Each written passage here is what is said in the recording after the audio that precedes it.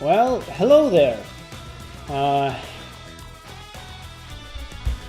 I wasn't sure if I would actually make it home today in time for a stream, but I almost did, so I figured I'm not really prepared for my usual Saturday news streams, so I decided to just play whatever I actually am playing offline and chat in English.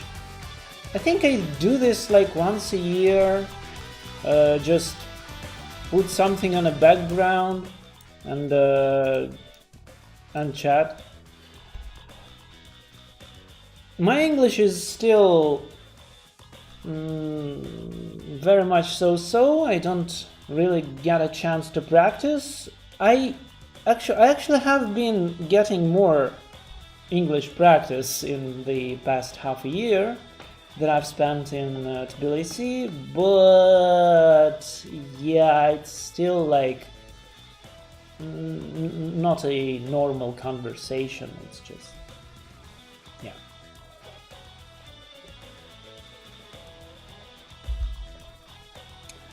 So yeah, I would probably like to tell you about how I spent today, but as usual I will be catching up with your messages and answering them.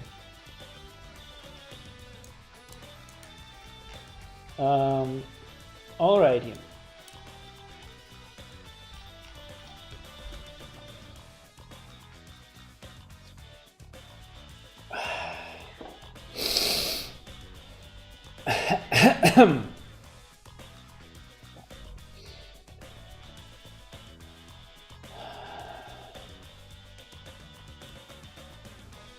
I'm happy that Advance Wars finally came to Switch. Well, I'm always for the games being available as widely as possible.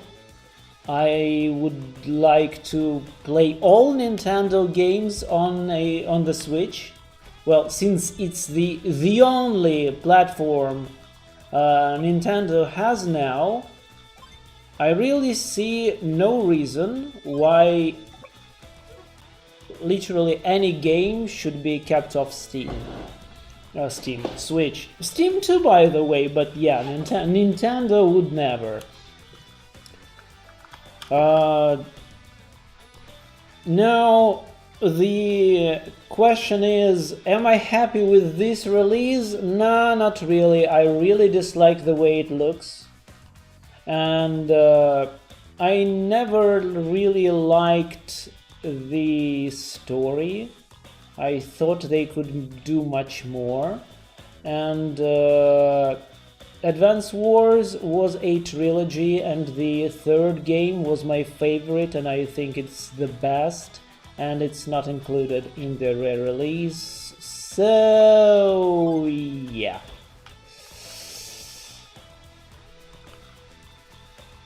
I think I'll make a review soon enough.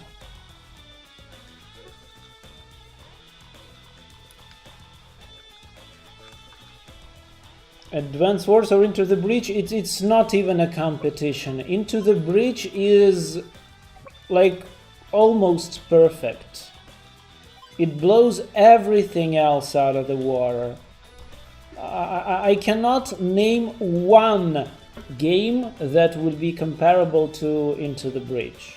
It's that good.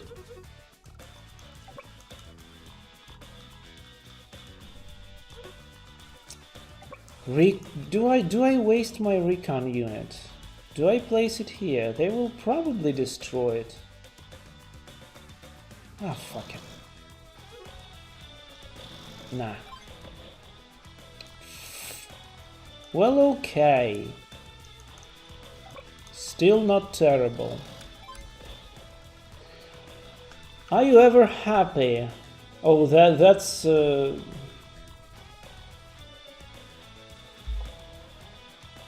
tough question, really. Well, let me tell you that some games are come really close to making me happy, and Into the Bridge is definitely one of them.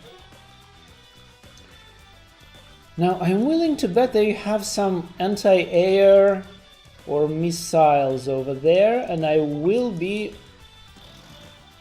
No. Okay, and here? No. Oh, that's good. And I will be just moving into a trap, and I don't like it. Maybe I shouldn't do that. I don't know. Oh! And I can't reach it.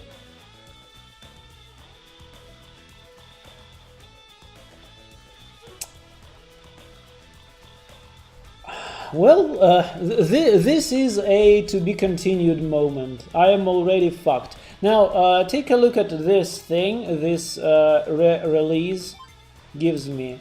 You go into options and there's a reset turn.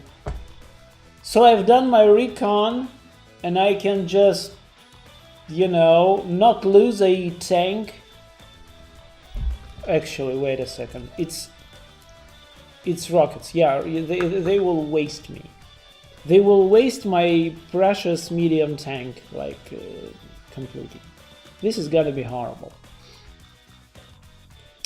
This game looks like Red Alert 1 in 3D.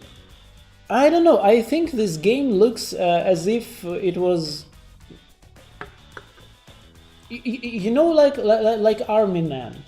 Army Man was a game about those green plastic soldier toys.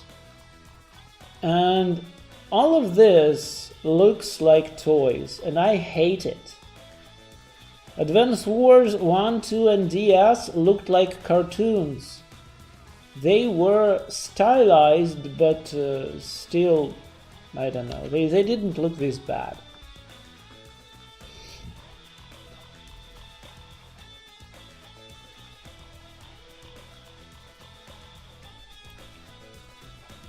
But I thought the first two games were good, aren't they? I think they are okay, but I've played them backwards, actually. I think I've started with DS, then went 2, then went 1. And 1 felt absolutely useless. It felt like a long tutorial with no punch. And yeah, it still does, actually.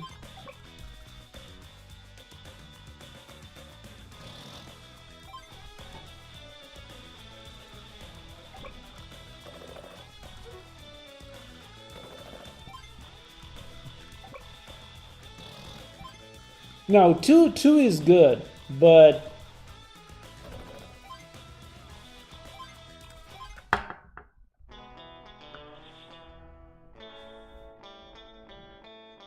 oh my gosh, I forgot. It's the master of the indirect combat playing against me, and all of his artillery has an extra range. So this one should hit 6 spaces instead of 5. Sure does. Well, geez. This is tough. Okay. I have no idea. Why does this look like a mobile game? I don't know. I have no idea why Nintendo went for this look. You can check out for yourself how Advance Wars looked on GBA and DS. I think it looked pretty good. Well, this game doesn't look pretty good.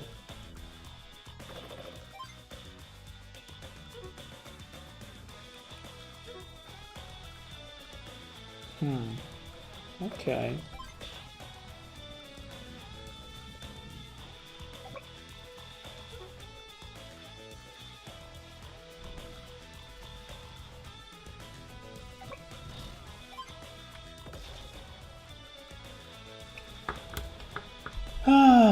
Completed Shadowbringers. I'm not thinking what to do next. Main scenario or need raids for glamour.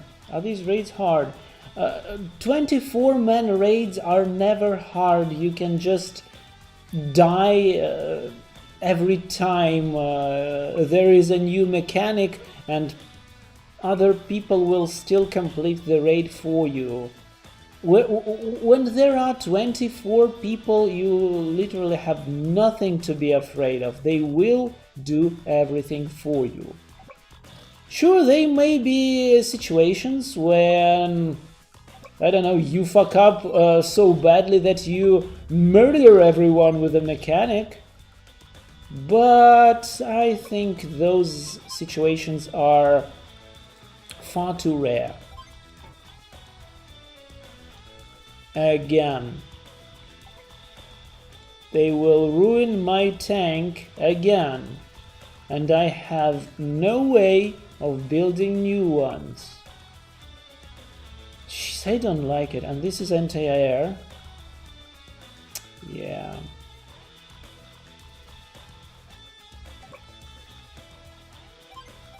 That is bad.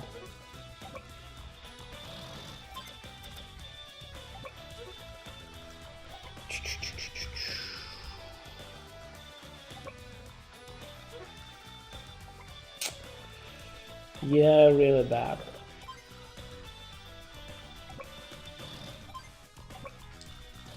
So, I have never played Famicom Wars or Super Famicom Wars. Well, they never... they were never released in English, and there was never really any point to... Oh, good! This rocket launcher doesn't see my tank due to a fog of war. They don't have a soldier on top of the mountain looking around, so I am actually safe. Well, that's good, that's good.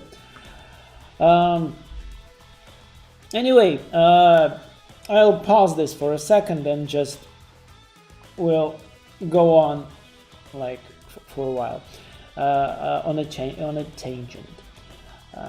So would I say that my spoken English gets more practice here in Georgia? Yeah, but it's still, what I'm saying is, sure, I address every person in Georgia who is like under age of 30 in English, and yeah, it usually works, but still, I wouldn't call that communication. Placing orders is not communication.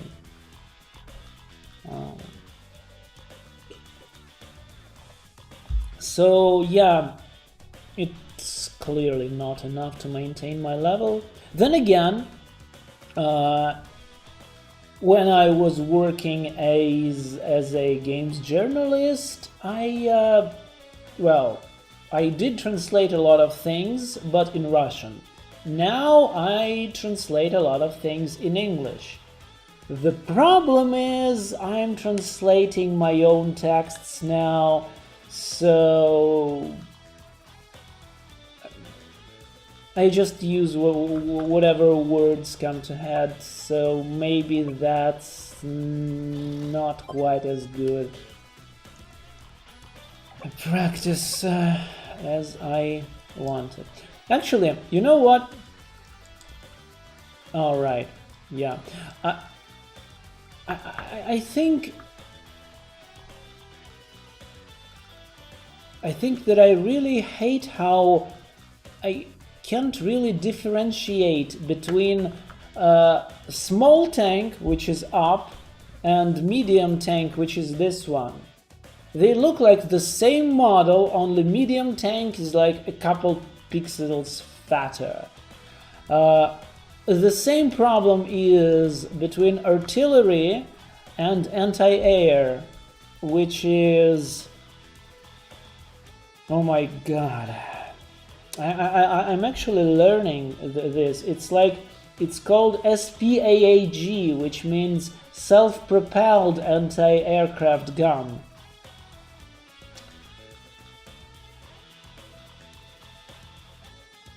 Oh my god. Yeah, in Russian it's Sau and Zasu. Because for some reason Russians can't keep their words in the same order.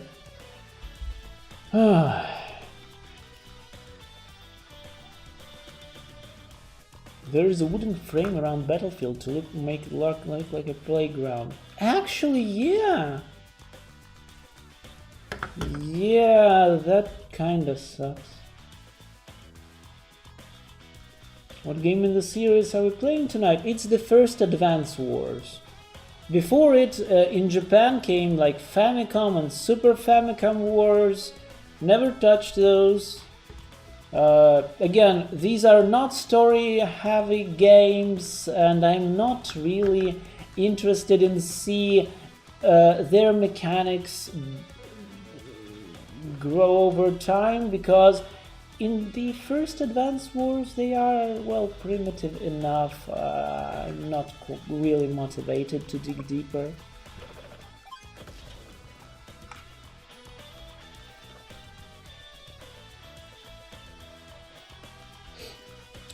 Would you prefer original games to this remake? Well, yeah, if you can play original, right now I don't see a clear reason to play the remake. Sure, this reset turn thing, yeah, I think it's useful, but it's also, it does feel like cheating.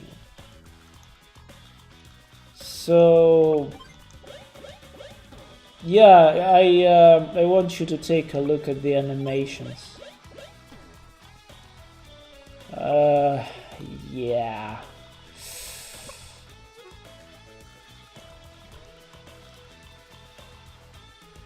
I do not dare to attack these artillery with my helicopters because they will get wrecked.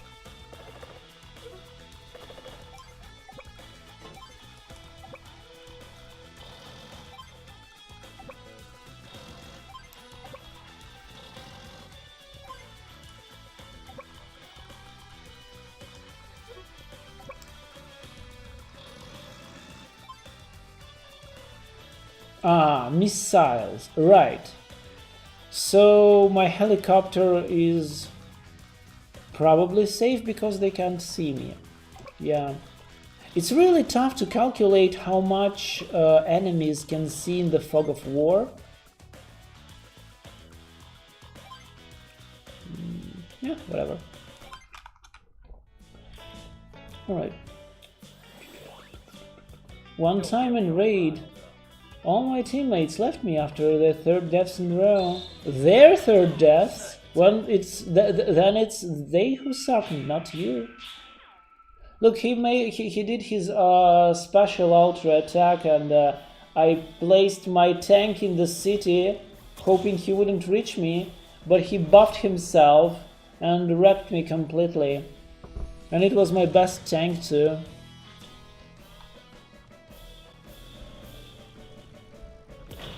Yeah, I do not dig these animations at all. I would say you should play the originals. Then again, how can you legally buy originals now? I don't think you can.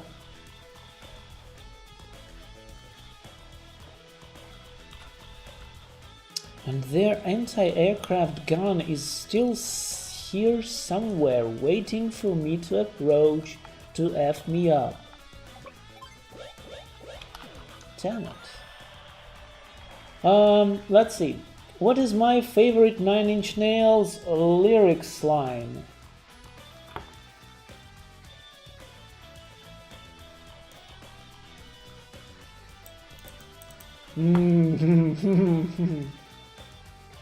I want to apologize for the way I feel.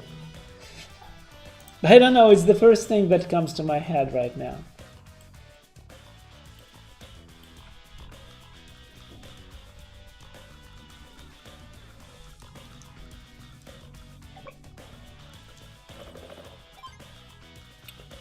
Well, alright, if I do 2 helicopters, maybe one of them will survive. I should have done my ultra, probably. Yeah, maybe I should. I'm all ripped up.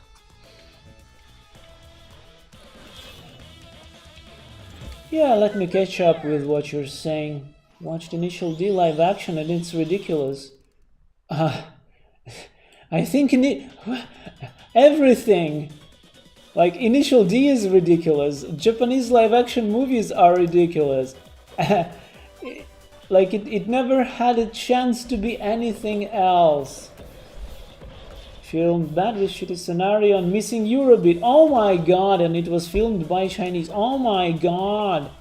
But, anyway. I mean, Asian movies are usually terrible.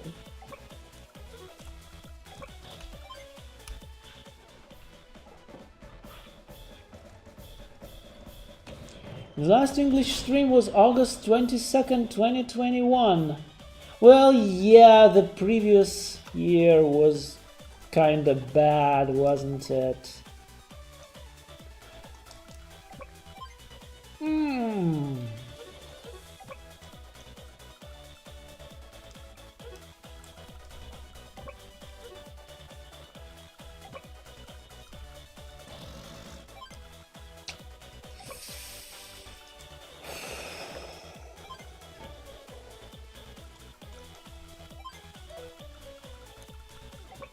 Everything is terrible.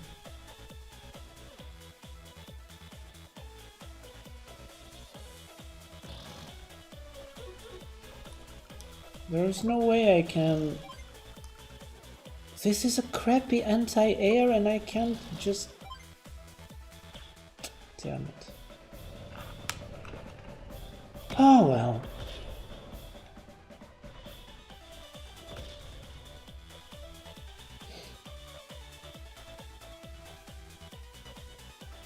Oh yeah, in Final Fantasy XII, quickenings are by far, I can't really say by far, but they clearly are one of the worst mechanics in an otherwise brilliant game.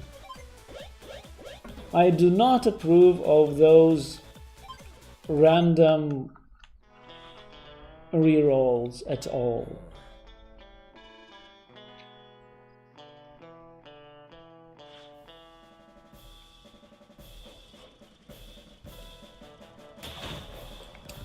What is the funniest Russian for you? As in the funniest person?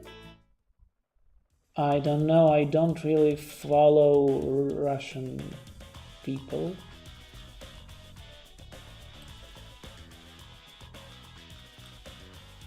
When will we read Country of Games again? Actually, that's another reason I haven't done my usual Saturday stream today. Not only I'm not ready to talk about the news, I don't actually, yeah, I'm not in the mood to scream a lot at stupid things that people write. But also, I have no idea what to read. So it's a question for you. What will we be reading tomorrow? Tomorrow the stream will be as usual, 8 p.m. Moscow time. We'll look at news, we'll start reading magazines, and I will probably start whining about how they are all absolutely terrible. But if we will be reading Gameland, I probably won't, because I think we have read the worst. And right now, well, geez, there are only 2 units left, and I win. That's nice.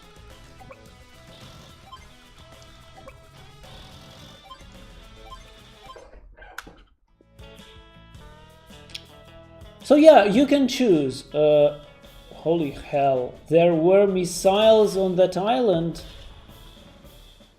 Well, there it goes. And there are rockets also on that island. You know what? I think I'll just capture their HQ and be done with it. But for that, I will need what? I don't know. 3 turns? Just to even start capturing? Probably so, yeah. Sad, but shikataganai. Maybe original versions of Advance Wars will be available through Nintendo Switch Online GBA emulator. Well, maybe they will, but are they? I wouldn't count on it. Started FF6 for the first time. Not sure I would actually finish it or play it for a long time, but I want something concrete, I guess. FF6 is good. Hope you enjoy it. I don't know what to tell you. Are you playing Pixel Remaster PC version?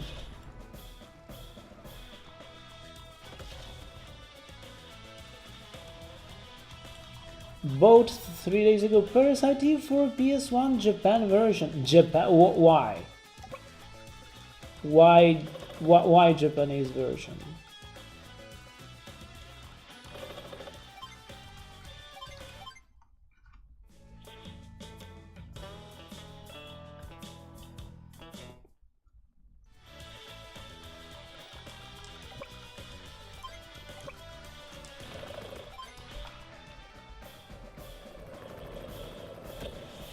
PS1 is basically SNES with shitty video cutscenes and load times. Oh yeah. Oh my god, PS1 too lazy to look for other versions. Like an ultimate PC version was like just released last year. I honestly see no reason to play anything else when you have the Pixel Remaster.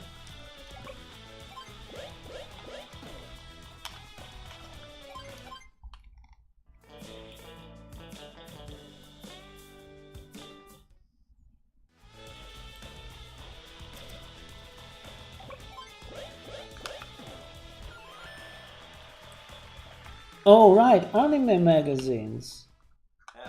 Yeah, I think we can do that actually, if we can. You know what? Wait for a sec, I'm just gonna go check. I have no idea, I don't think I've ever tried downloading anime magazines, but...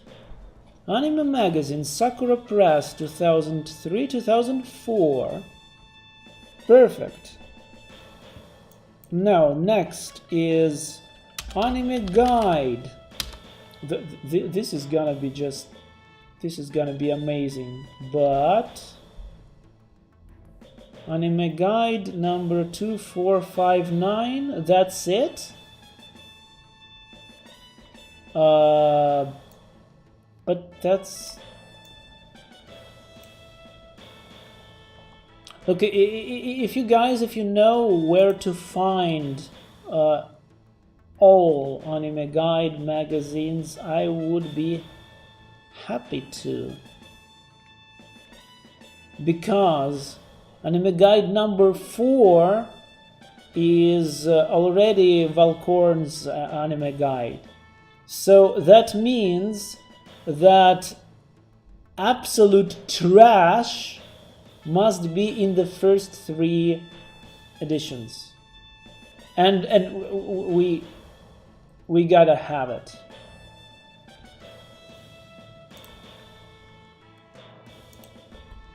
All right.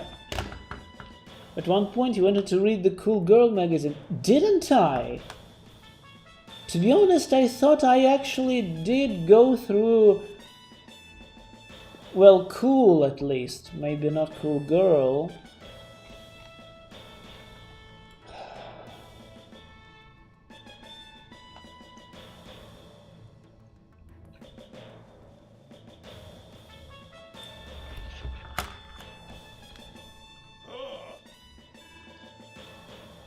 I don't know.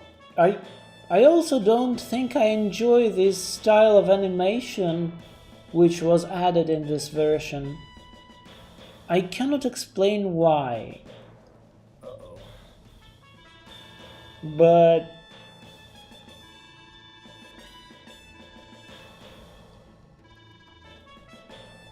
I really dislike it.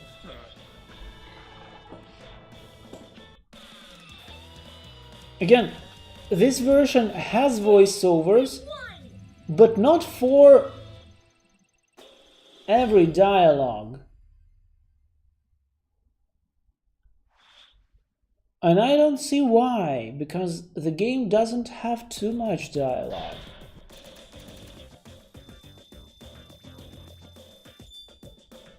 It feels weird. Look who's here.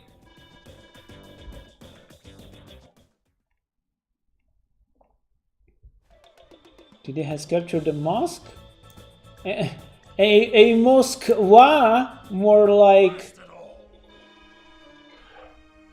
Yeah, so I'd like a moment to talk about localization. It just really felt off. I think they left the original localization from GBA from 2001, and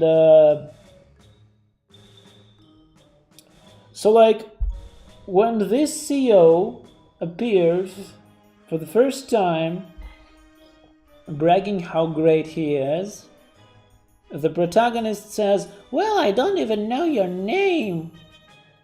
So he starts saying like, "Oh, of course, I am known as," and protagonist interrupts him and says, "Nell's grandpa," which is the most idiotic thing he could have possibly said, because Nell is his senpai from, you know, his homeland, and he's and this guy is like an invader from a different country, and it's like super stupid.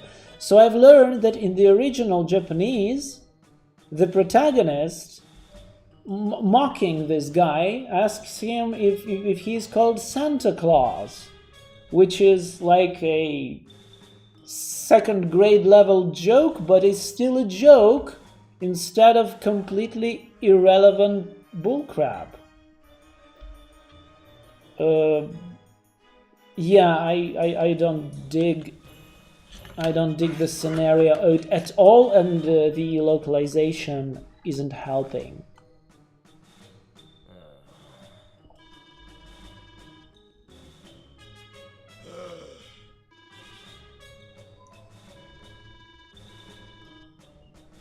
Admit it, all these girl magazines are just an excuse to ogle some jailbait. I don't think they...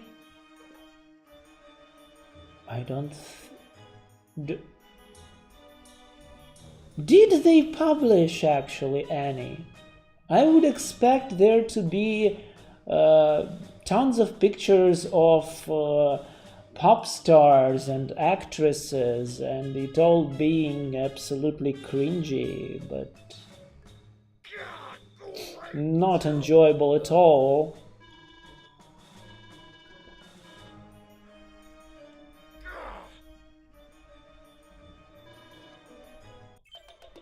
Yeah, this is not a scenario. This is boredom. All right.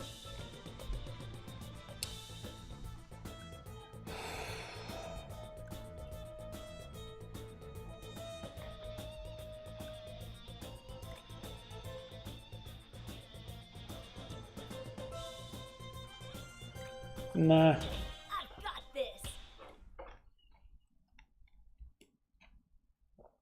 Capturing buildings, yeah, each captured city, it's called a city, gives me more money per turn. And on regular maps, like this one, I'm able to purchase vehicles. So the economy is really important here.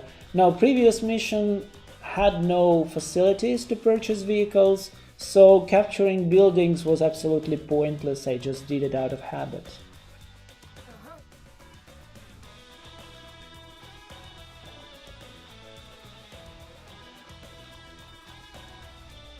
Yeah. Good luck.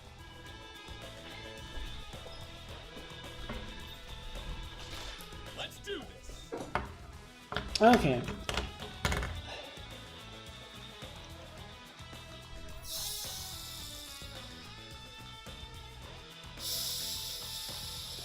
Today's ramen was incredible. Oh yeah, I'm really sad to be missing out Saturday ramen in this in the ruins in the middle of Tbilisi. But I think I will probably be going on hiking every Saturday from now. I'm actually thinking of temporarily moving my streams to Sundays because I have no idea when I will be going back each time. Like today, we were in a town in the end of the journey which had no buses going back to Tbilisi, no buses at all, actually. And some taxi services weren't available there either. And so, yeah, we didn't have a plan B. We just hoped we would be able to order some taxi. And we did, and it was pretty expensive since it was like an hour drive from way back where.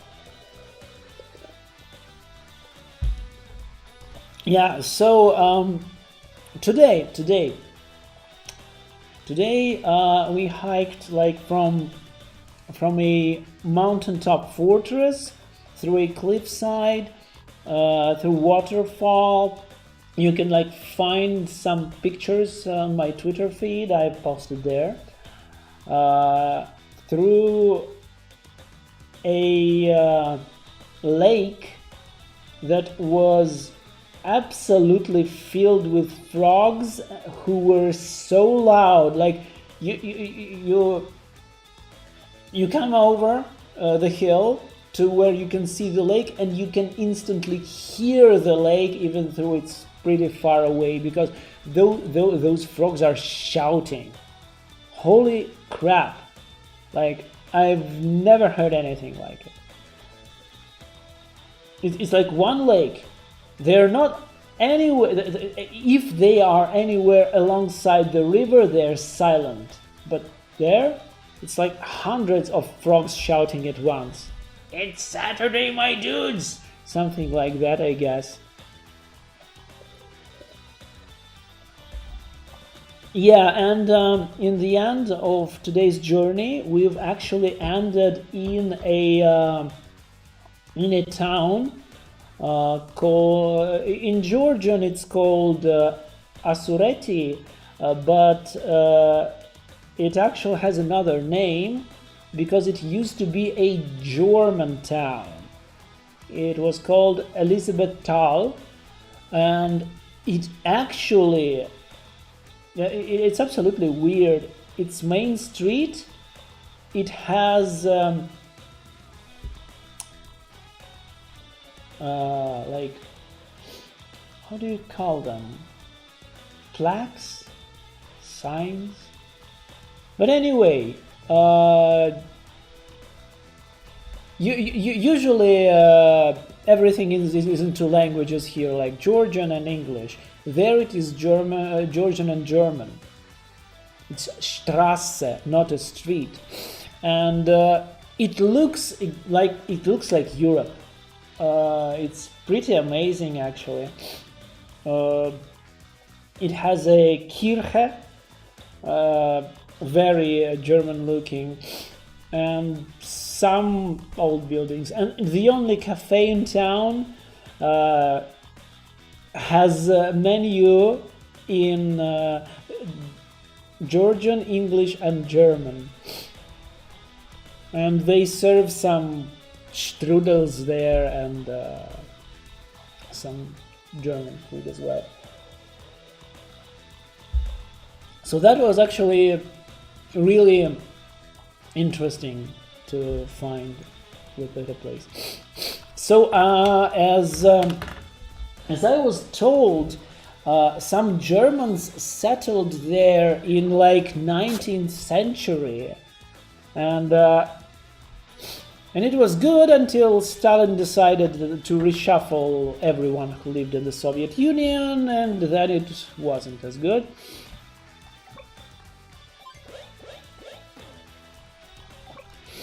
So basically, I think most Germans were deported, but still, the town retained its roots, at least somewhat.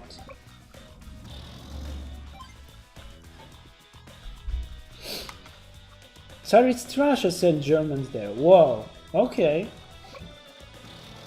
So again, it was a statist reshuffling of people.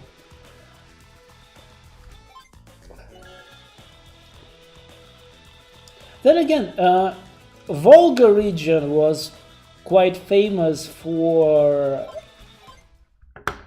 being populated with Germans, but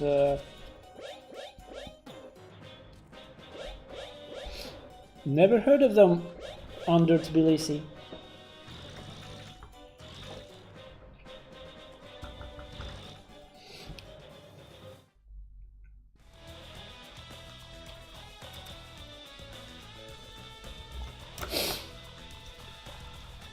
So yeah, next week it is quite likely that I will be off again for an entire day.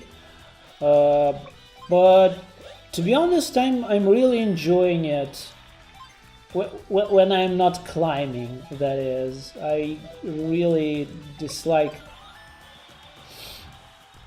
climbing up, but crap.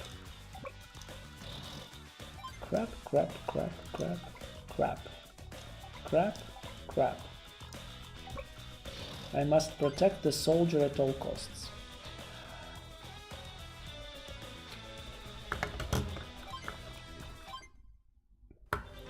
Because you see, why did I never... Oh, mother... It's a recon unit, of course it can do that. Good.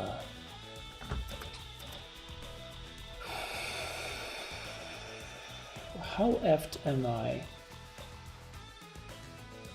The answer is 100%. All right. So yeah, back in Moscow, I never left the city because what is there around cities in Russia? Well, there are swamps and forests and maybe sometimes fields. You will not find anything of interest back there.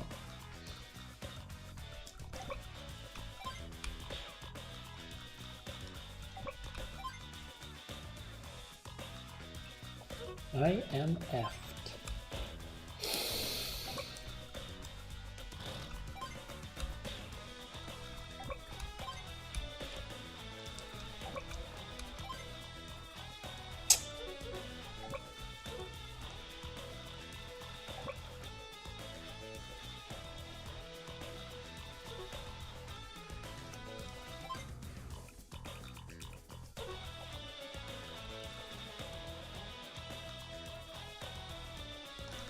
Bloody terrible.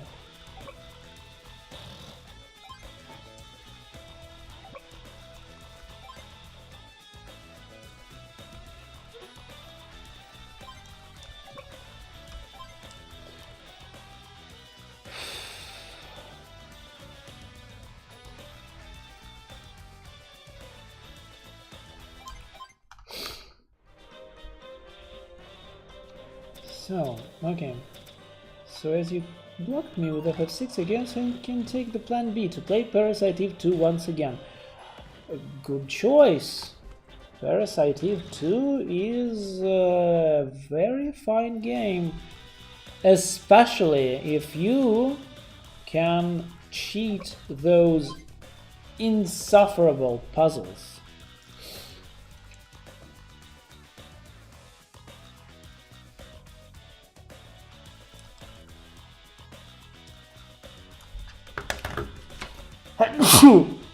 All right.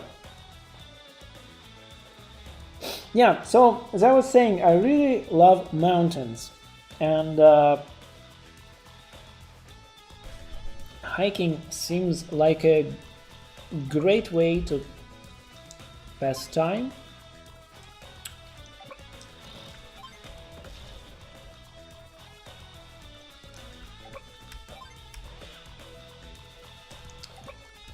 So I think I will be doing more of that. Bloody recon units.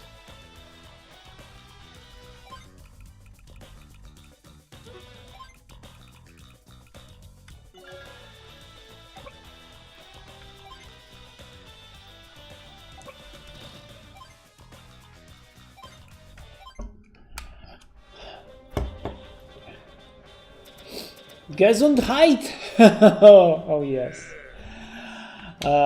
Thank you. Why does this game look like Panzer General yet for kids? I don't think I ever played Panzer General. Like, I gotta Google it actually. Just how old is this game? 1994. For DOS, 3DO, PlayStation and Windows. Never actually even seen it. But the answer is, well, I believe because it's a Nintendo game and it is a strategy game. So naturally it will Panzer General. Yeah. So look, the enemies did a really weird thing. Before they attacked my infantry, capturing a unit producing base. Now they did not stop me. The base is mine. And oh yeah, actually they win if they capture even one more city, right? So if they capture this one, I'm done.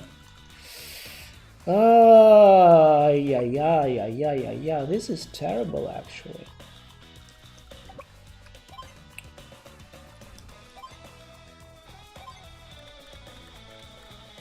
Is there intel terms? So I really wanted to destroy this tank and rid myself of this menace, but it seems that what I need to do right now is stop their infantry from advancing to this side, because otherwise I will lose. And in other news, I cannot hit the recon, but the recon will hit me. And I cannot move the rockets because the big bad tank will destroy them. Man, it's tough.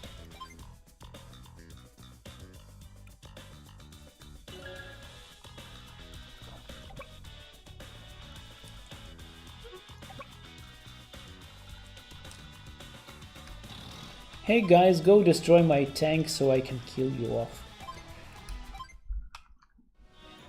What's my prognosis on FF16? Feels like it won't do a big splash judging by online discussions. Don't really follow the news myself. Yeah, I do keep...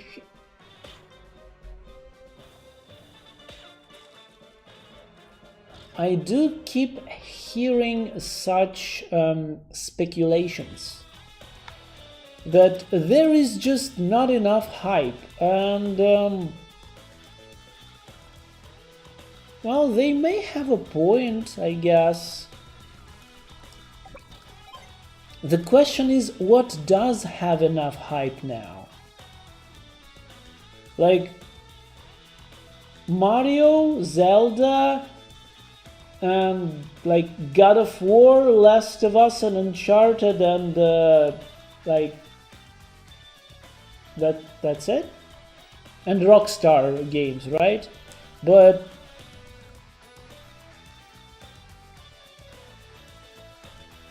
like, I honestly have no idea.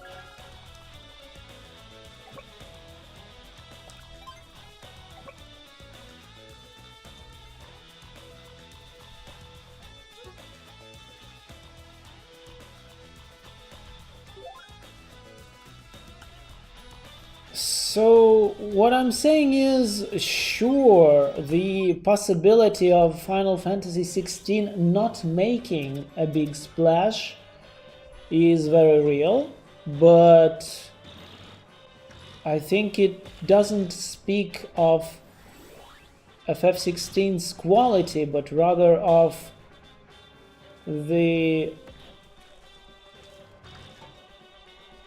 My god, they really want that city after that. I think it speaks of AAA industry more than it does about FF16. Hyper repair. Again, FF16 doesn't feel like as anime-ish as a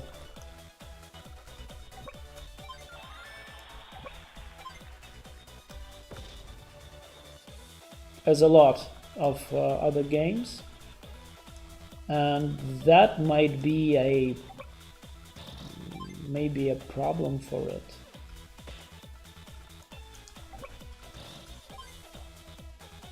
It doesn't have an established legendary status like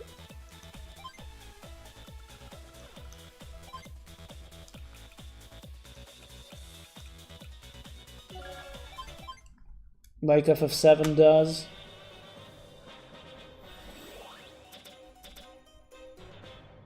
Yeah, I don't know. I can easily see it not succeeding. But Elden Ring, unironically, well, yeah, okay, because everyone was hyping Dark Souls like there's no tomorrow. Elden Ring has the legendary status of being a part of the Dark Souls extended universe, so to speak.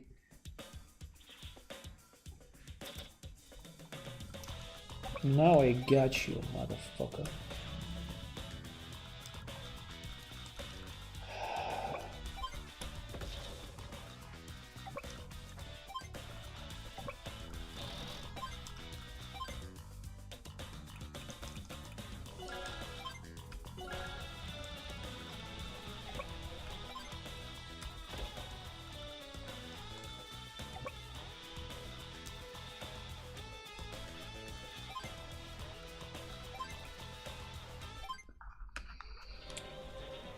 After FF15 and especially 13, it sort of makes sense. Yeah, that too.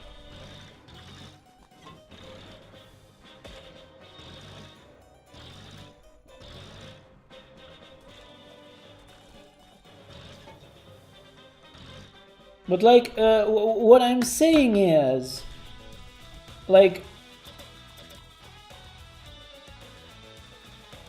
Elden Ring stands on the shoulders of Sekiro, Bloodborne, 3 Dark Souls, 2 Demon Souls, like, all of that creates a reputation for Elden Ring, and the press creates the hype. For FF16,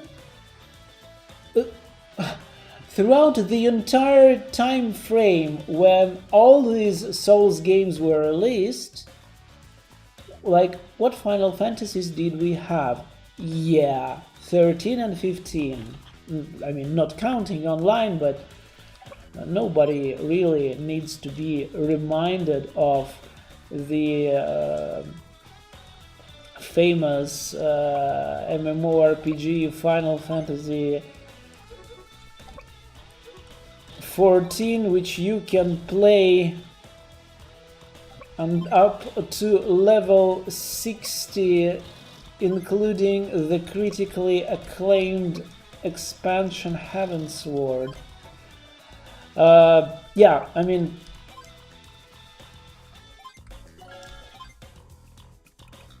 I think I'm gonna swarm them with infantry. Oh my god, this motherfucker is gonna start capturing it. And I have, yeah, I have a tank here. You will eat lead. And actually, you will not even begin capturing it in full health. Yeah, I think I'm done.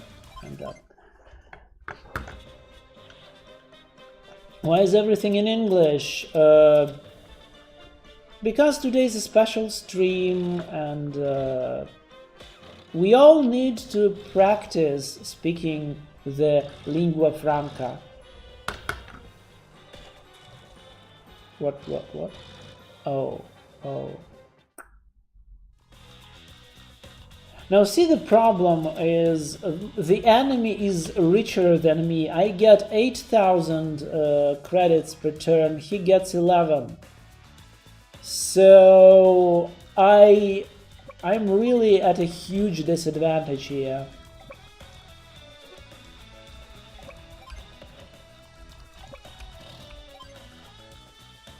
And now this motherfucker is gonna bonk me with an artillery if I don't move, so I really have to move.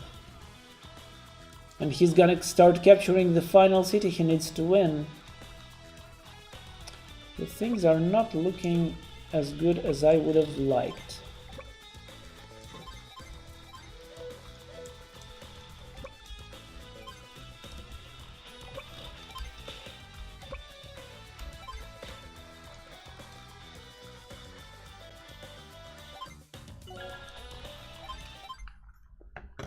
Some cities near Moscow quite nice actually. Kolomna, Tula, Suzdal. But the nature is a bit boring. Yeah, the nature is really boring, I think. And the cities, well, I don't know.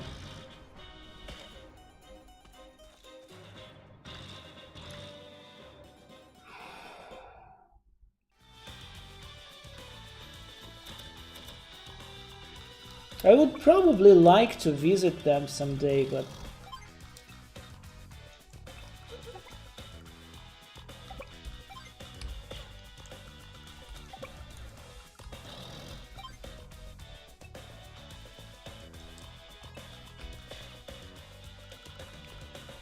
not sure if I will be able to in the foreseeable future.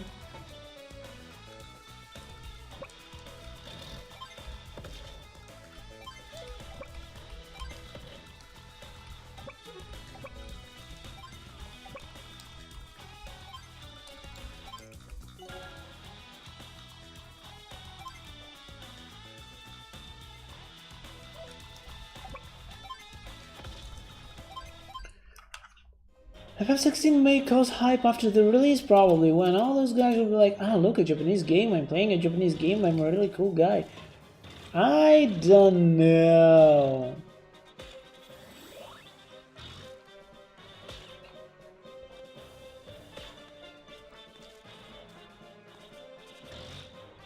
I don't think its country of origin will make any difference.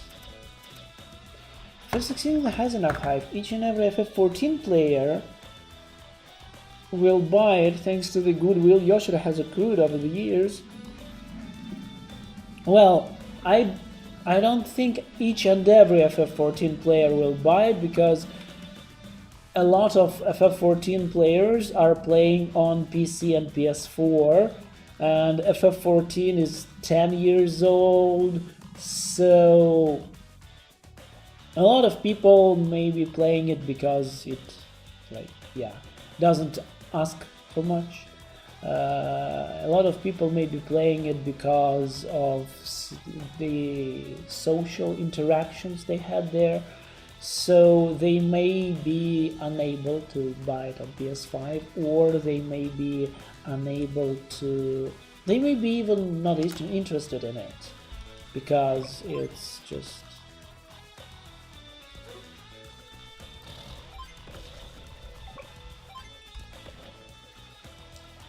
it's not an MMO, no social element, so I'm assuming a lot of people won't be interested in it.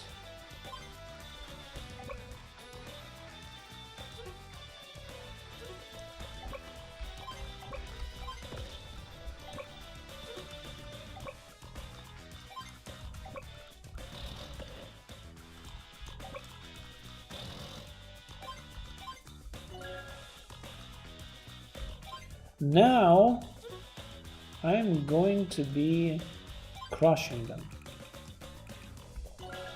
with artillery.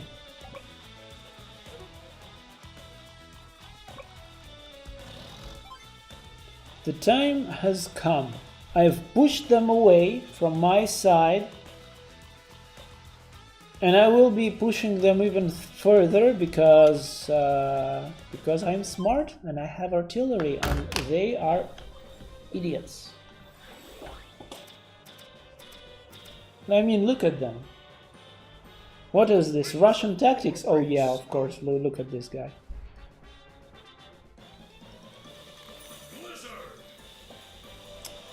And for others, FF16 is still a numbered FF game. Those simply always do well, regardless of their quality. Well, yeah, I mean, like, oh my god. Like Sonic games always sell regarding of their quality, but they may not sell enough.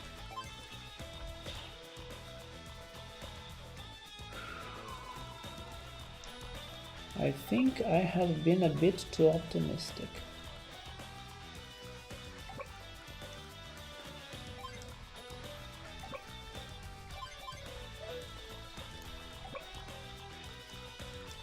Okay, no, I will wreck that soldier, at least. But as for other units, I have no idea. They will destroy my artillery, and they will keep capturing the city. No, it's pretty terrible. And I can't do much on this turn because I'm severely limited in my movement because of the snowstorm.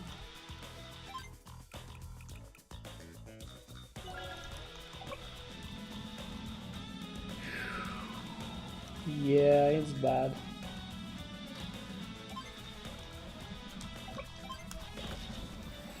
Oh, I just committed Sudoku. Unpleasant situation.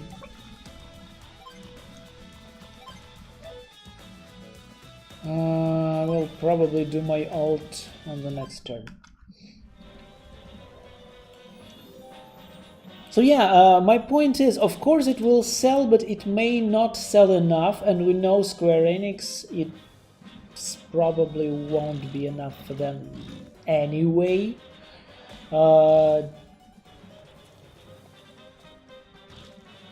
And it may not be as beloved among fans because we know those bloody fans and we know how they felt about FF12, which is absolutely great. And FF16 seems to be... That's what I meant when I said it's not an anime game.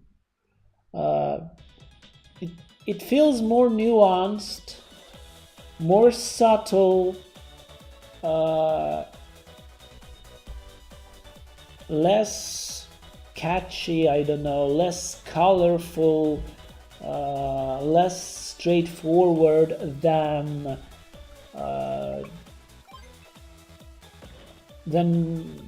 what many people would probably like.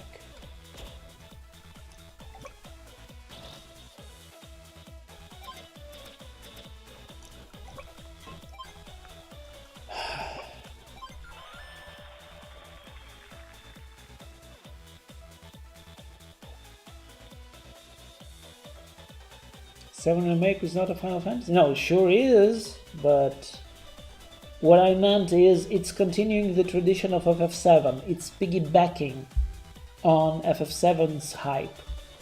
And I feel that 16 cannot... 16 is too different and cannot do the same.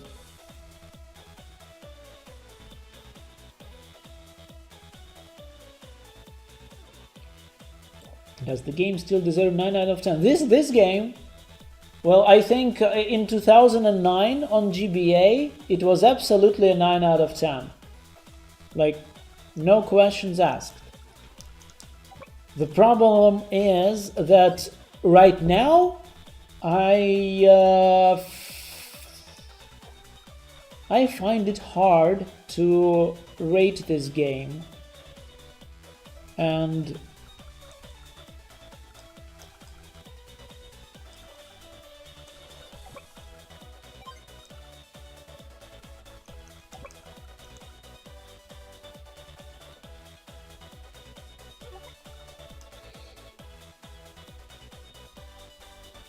I think the mechanics are pretty solid, but they are rather bare bone in the first game at least, and nothing else complements them.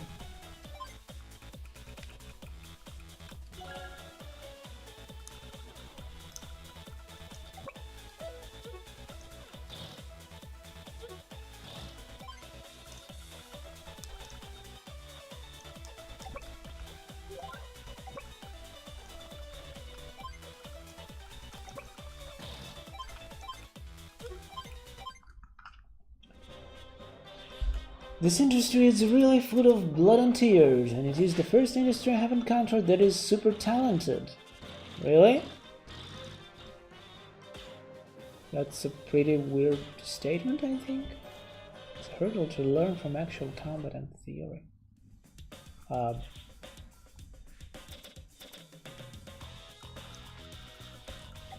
I don't know what to say to that.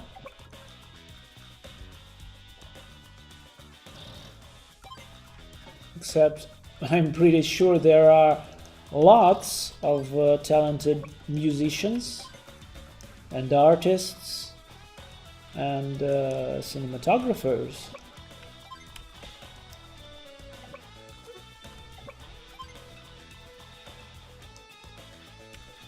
out there.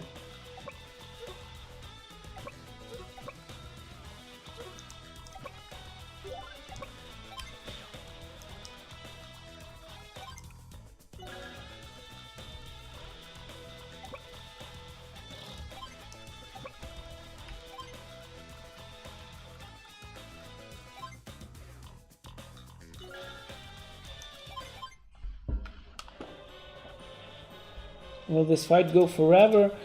Well, I have almost evened the odds. I just need to capture 2 more cities, which may be a problem considering how well reinforced the enemy is and how much money he has. But I believe my plan to push the enemy away with my artillery is solid.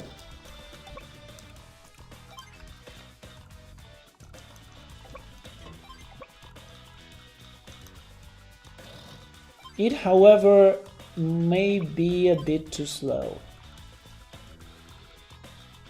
Now, I will probably try to capture the central city because it's pretty hard for the enemy to come through all these forests over here, and to prevent me from capturing it. But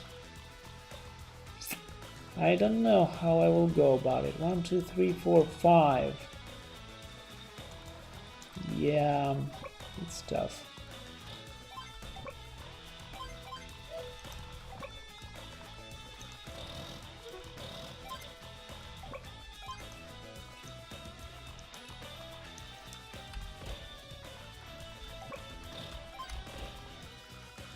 Yeah, I will probably require more rockets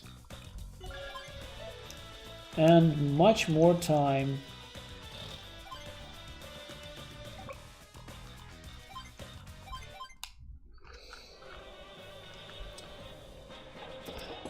When did we last have a good Sonic game? Well, like 6 years ago with Mania. It was really good. I don't think they will ever do that again, though. Gee, see what they're doing? They're doing Zerg Rush. My rockets are great, but even my rockets can't do much about this swarm of big drills. Yeah, too bloody many.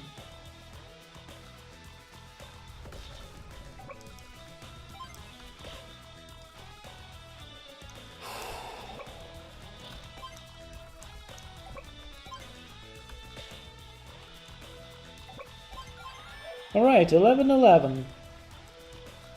Now I just gotta do something about them.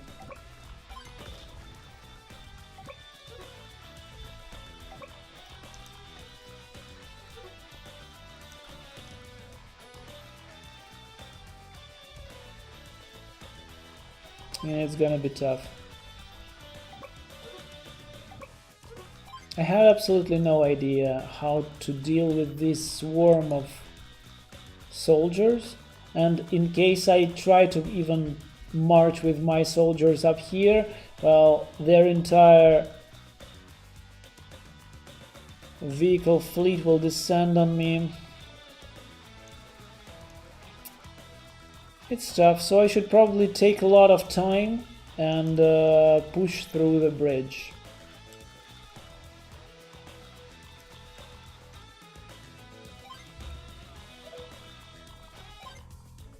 Yeah, let's go with this one. Why to English? Well, I have nothing better to do today. So yeah, I don't think we will see any good Sonic games anytime soon. It is possible that Sonic Team, through a process of iteration, will probably somehow get to mother effer.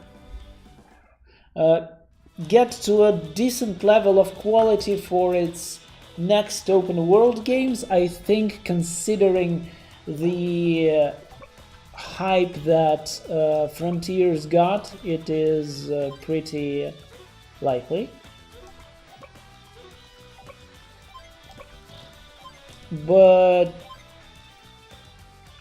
Frontiers itself wasn't anything special or good, so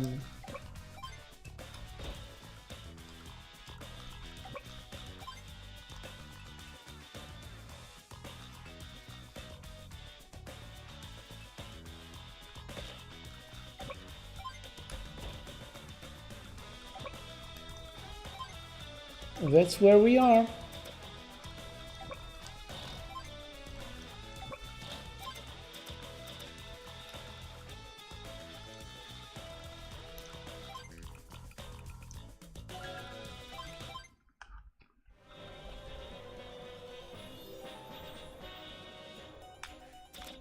Oh, right, the murder of Sonic.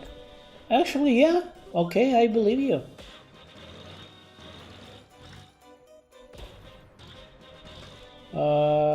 The murder of Sonic is a a mystery visual novel released on April 1st, like 3 weeks ago. I didn't really have time to try it out, but yeah, sure, I believe it's good.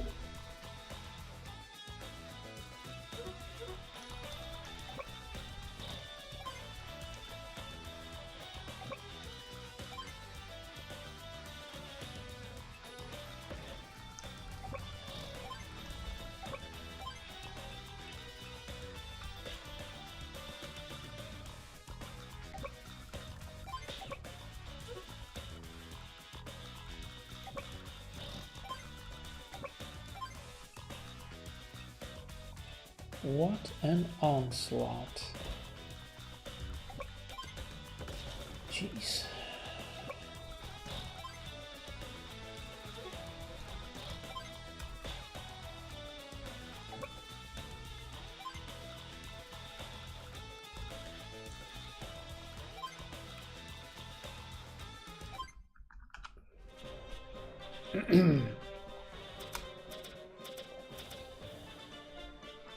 Yeah, and to be honest, yeah, this is pretty much how I remember Advance Wars.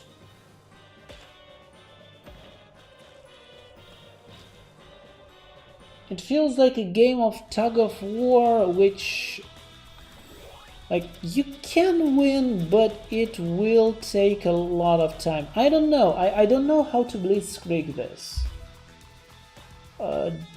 Clearly, I can't just plow through with overwhelming force, because I don't have an overwhelming force. Hyper repair. And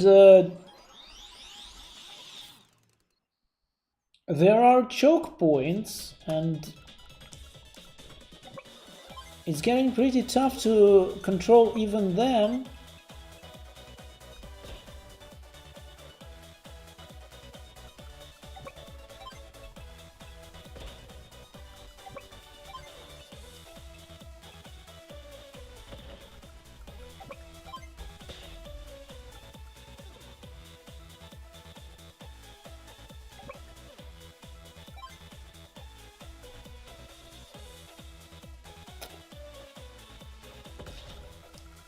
Ah, I shouldn't have done that. Oh no, then again, I guess it's fine.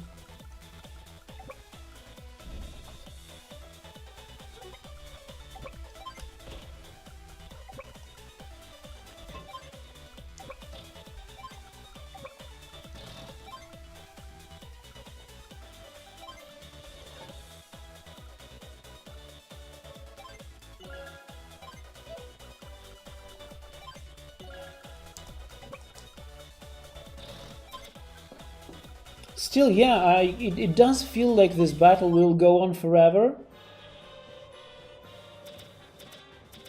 Because they will keep sending their fresh meat. And I will keep killing it, but advancing is not really possible. Mystery Van can be a good game, but it's not a Sonic game. Yeah, I think that's a fair point.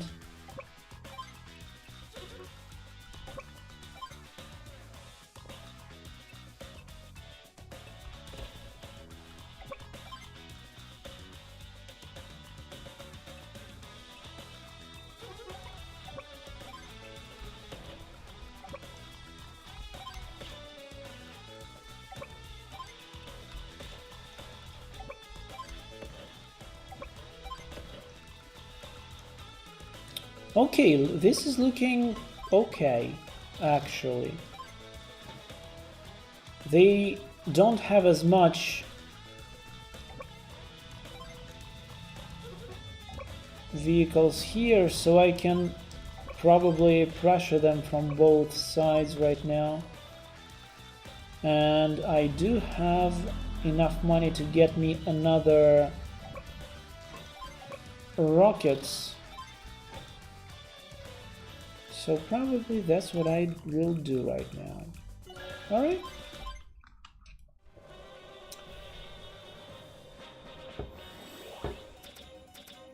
April Fool's shitpost is better than regular Sonic games. Yeah, I mean, I think both answers are correct. That Murder Mystery is a good game, and that it's not a true Sonic game in a sense that we all know what Sonic series are.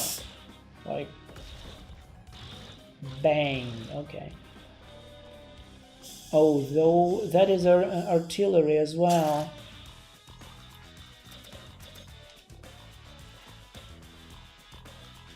He may be onto me. He's building artillery. Oh, this week I completed the mystery of the druids. Oh my gosh. I don't know what to say.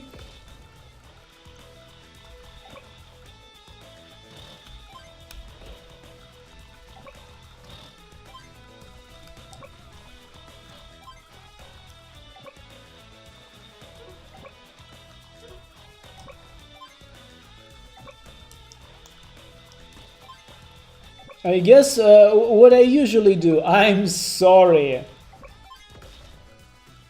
I'm really sorry that anyone has to play games like that. They don't seem to be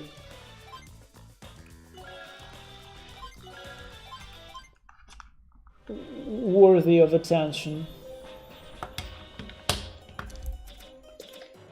Why do you drink Coca-Cola in Georgia? Where is Natachtari? Well, I don't drink Coca-Cola actually. This is Pepsi Max. And it is this particular brand that I drink. Because, first of all, it has great taste. Unlike Coke Zero, I don't enjoy Coke Zero because of the taste. And second, it has no calories. Natachtari, unfortunately, is very, very full of sugar. So I can't really drink it every day, so I maybe do it once a week or two, but not more often than that.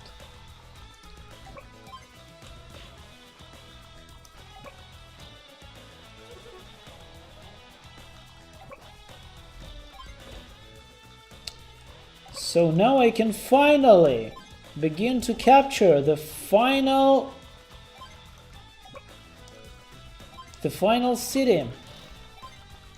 All my rockets are in place to blast anyone who dares approach it.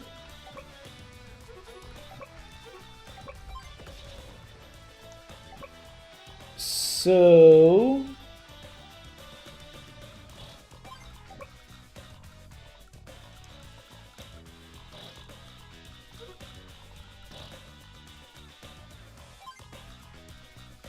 yeah, this looks good. I probably won't have enough soldiers to capture the city though.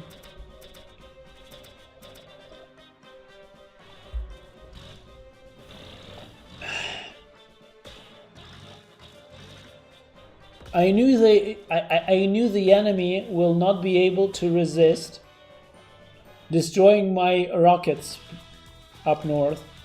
But that also means that they didn't interfere with my capture. Now, the city has 10 hit points. My soldier has 9. It will take one more turn for me to capture it, and the enemy cannot stop me, cannot prevent me from capturing it, because they have no artillery around. This artillery can only hit my tank, but I don't care. And the soldiers are all too weak to stop me.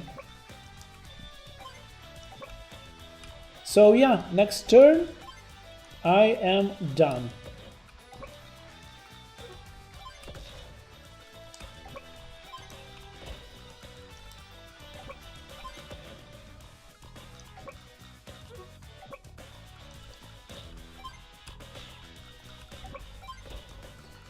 But yeah, this sure was a long mission.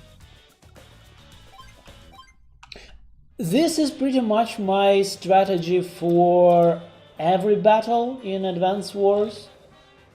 I don't know if you guys have any other thoughts on how to win in Advance Wars, please tell me, but this is what I usually do. If I go in direct combat, then I lose a lot of units. And the enemies usually have an advantage. So the answer seems to be to rely on indirect combat and just blast them from afar without receiving any counterattacks. Like, you just saw how the tables have turned as soon as I switched, as soon as I bought more artillery. Yeah, I just cleared everything within range using artillery. And what I want to say is, yeah, this seems to be the winning strategy all the time when it's available. Like, it's not really applicable to aircraft, but certainly for naval battles and ground battles. Sure thing.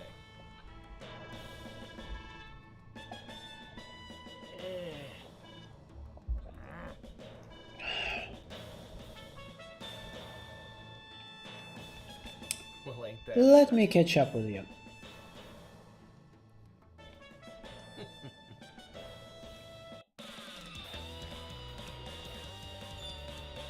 We did it! Not capture, liberate.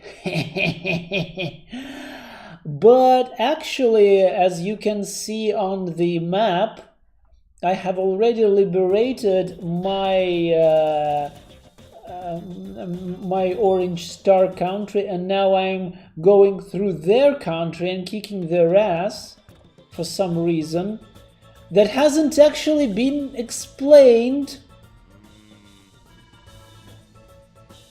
It's like, oh yeah, that CO that invaded our country, well, he's somewhere around here, let's go kick his ass. Well, he's not here, let's go kick another guy's ass.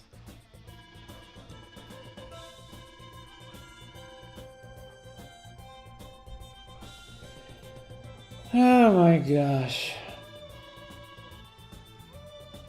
I mean, Fire Emblem can have, like, a real story. Why can't this game?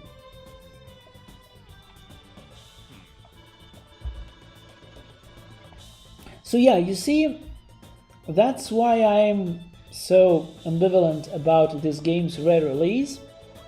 To be honest, I would have preferred a new game, a modern game, created in the same style maybe as that trilogy, but maybe with a better story, more dialogue. I think that couldn't have hurt, you know?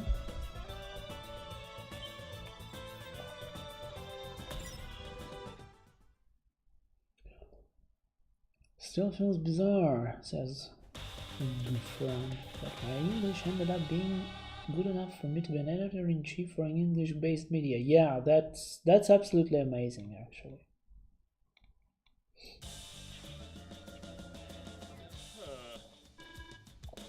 I wonder why Way Forward has been chosen to remake this game. Sure, it's famous for one good new Contra game, last one Silent Hill game, and helping with kinda Castlevania Bloodstained game. Which one? Usually their games have some original spin-on franchises. One Nintendo chose them to for a mere remake, almost remaster. But yeah, maybe they approached Nintendo and just like offered to do this for cheap, because this crap looks very cheap.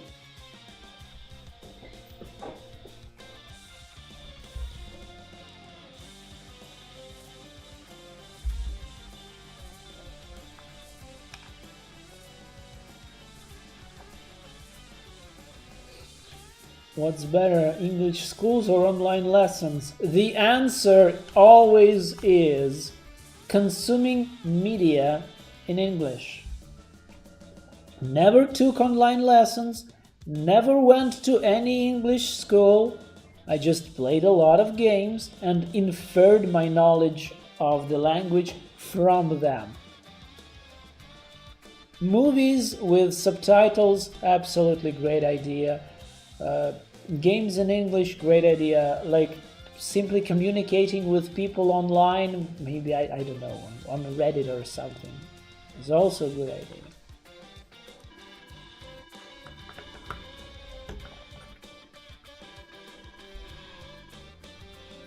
Do you need me to explain? Yeah, I don't remember cruisers at all. Alright. They need a harem like in Fire Emblem. Well, they sorta do.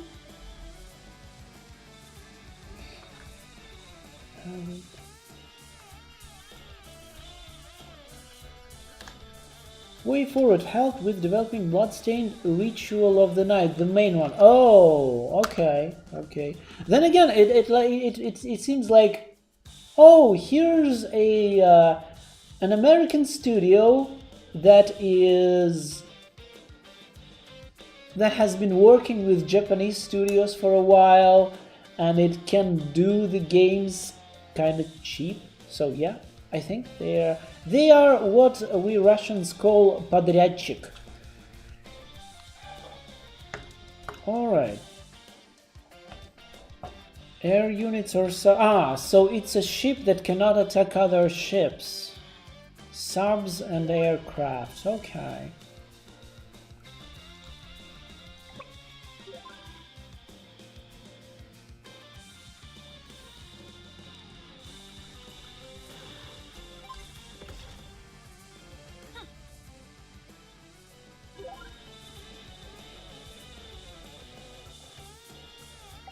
So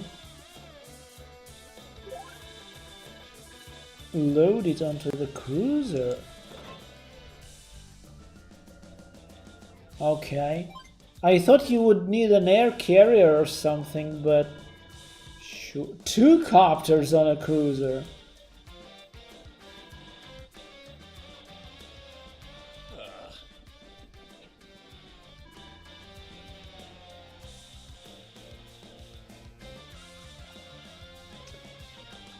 I really dislike Fog of War, actually. I don't know, how do you guys feel about Fog of War?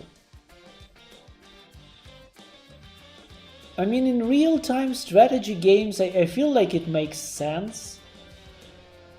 Like, yeah, you can just see the enemy base and all that, but in PvE tactics, like in Fire Emblem too, I feel like it's just... It's like you're walking through a minefield. It makes playing just not fun? I don't know.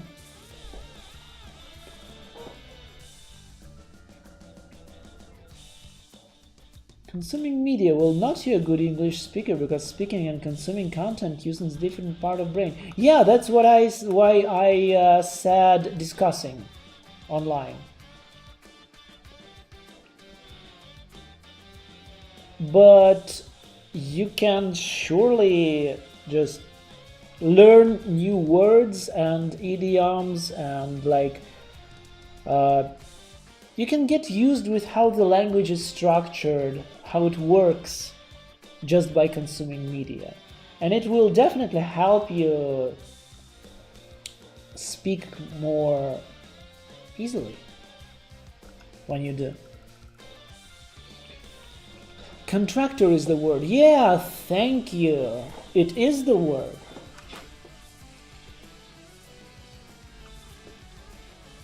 Fog of War is fair in PvP, but is bullshit in PvE because comp can see you anyway. Well, not really.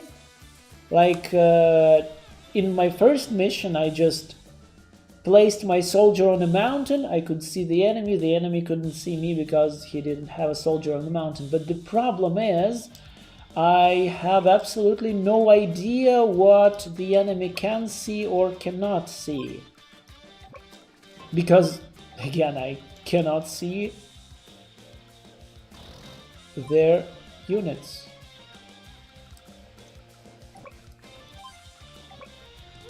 And if I cannot see their units, then I have no idea what their area of view is, and I cannot plan for that. Like, it's good that I know for certain that they will not reach me in forests and reefs, and this entire mechanic is based on this. My god, I should have loaded them on landers. I completely forgot about that. Anyway, yeah.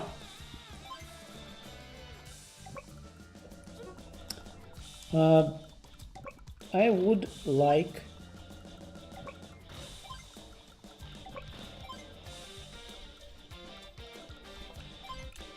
to see what the enemy is doing.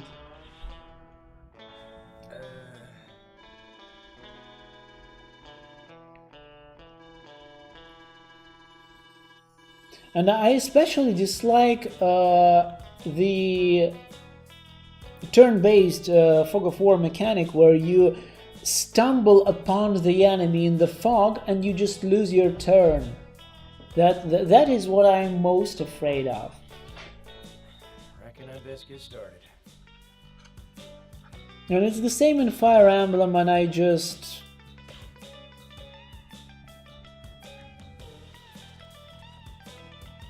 I'm thankful that there aren't that many Fog of War maps in Fire Emblem.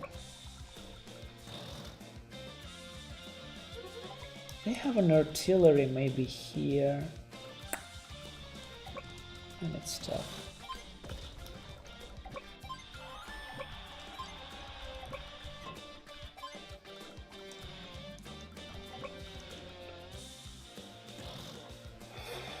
Do I not? Yeah, okay. Oh, shite. He has the extra range thing. Of course, he is the CO with the extra range, and I cannot reach his artillery. And I'm gonna get blasted. And I can... Oh, no, I can do something about it. Have a battleship. Get far... Oh, okay. Not really, I guess.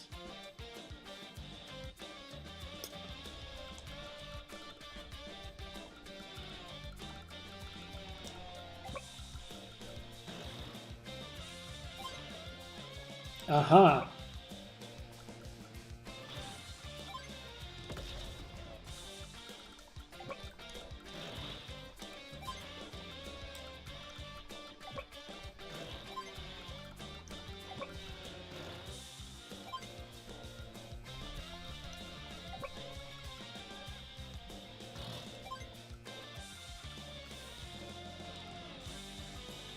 I don't know.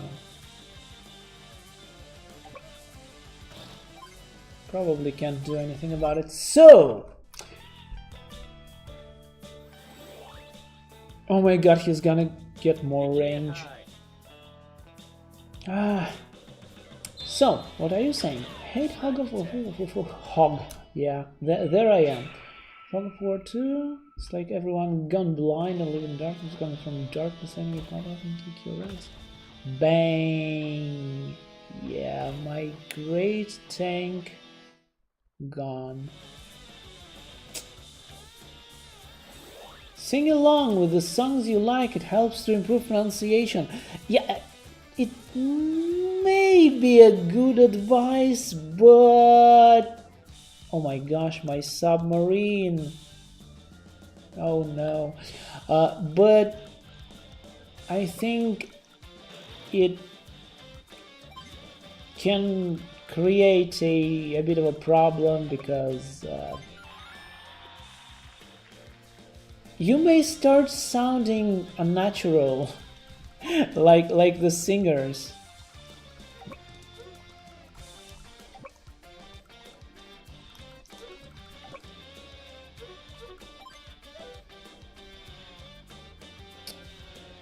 I have a buff, but I don't know when to use it. It's a buff for direct attacks, and I have absolutely no idea.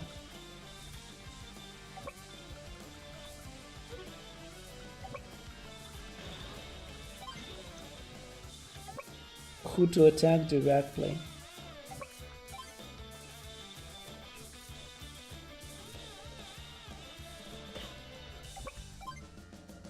Oh. Okay. Okay. Well, this is looking good.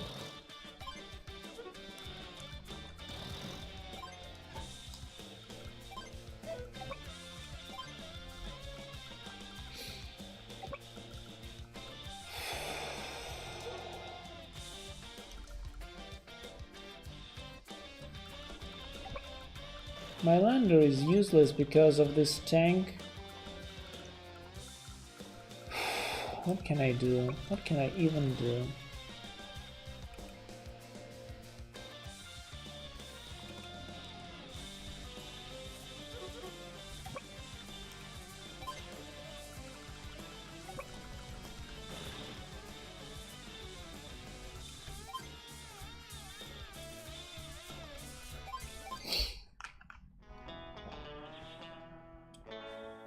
All right, let me see.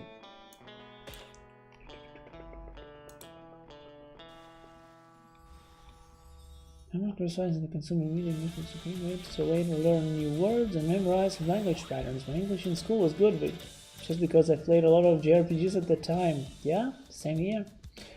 Do you reckon I should sell my Switch while it's still semi-expensive? Deck does everything Switch does, but much better. You shouldn't really ask me. I have never sold a single console, I think. Well, yeah, okay, maybe when I upgraded, but I've never parted ways with a platform. I still have everything I have owned. Back to NES, actually. So I don't know. I wouldn't recommend it, especially if you get invited for Mario Party and Mario Kart. I don't know. I would say keep your Switch. I mean, it's not like you're strapped for money.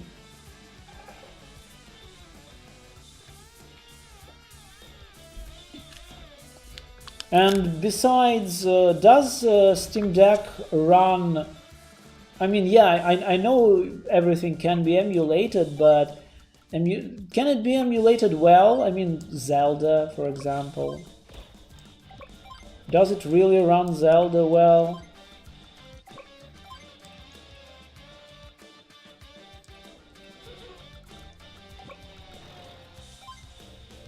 Oh, so subs do no damage to cruisers. Oh, actually, wait a second. This is their capital. And I can probably land some...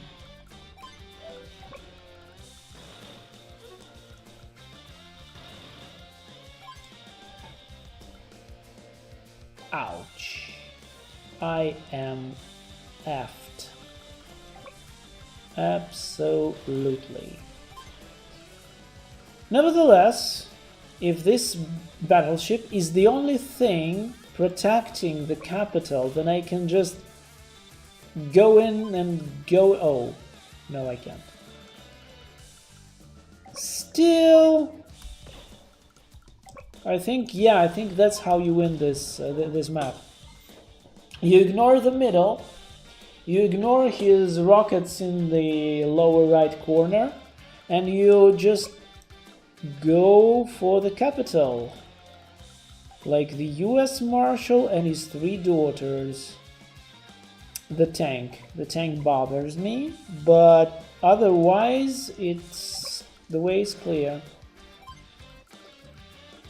Oh right, it is the mission where I cannot produce any more troops.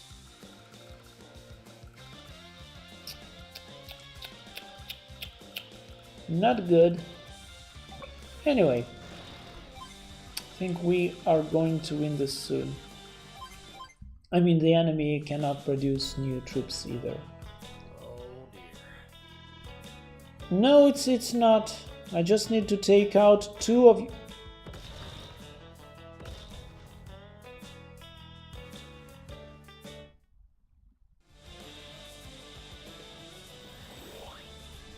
Yeah, about that. Who the hell can reach this soldier? Like, from where?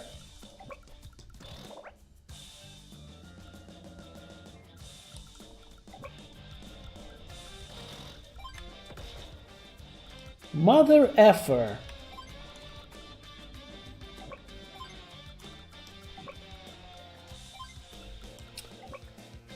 It's gonna take a while now.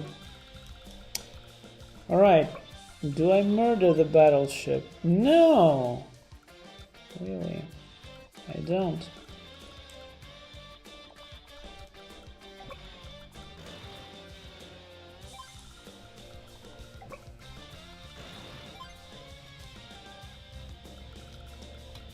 But then again...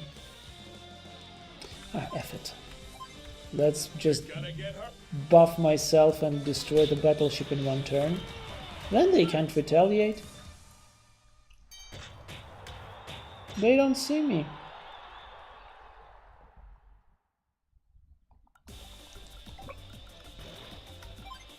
Bam! There we go. Now I am bothered mostly by the tank. And maybe there is another long-range artillery back here, but I don't really care. The problem is, unless I destroy the tank will make capturing a pain.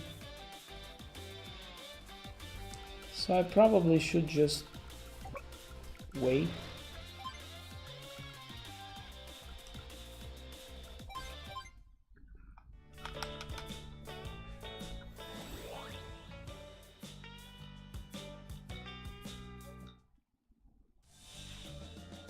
He's got a buff too.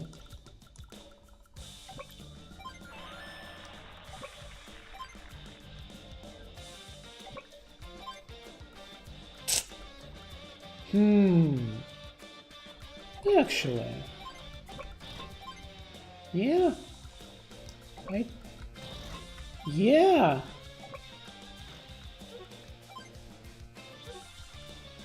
I don't need to land with just troops. I can land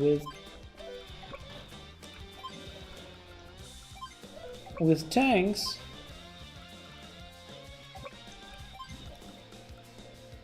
Yeah, good, good, good.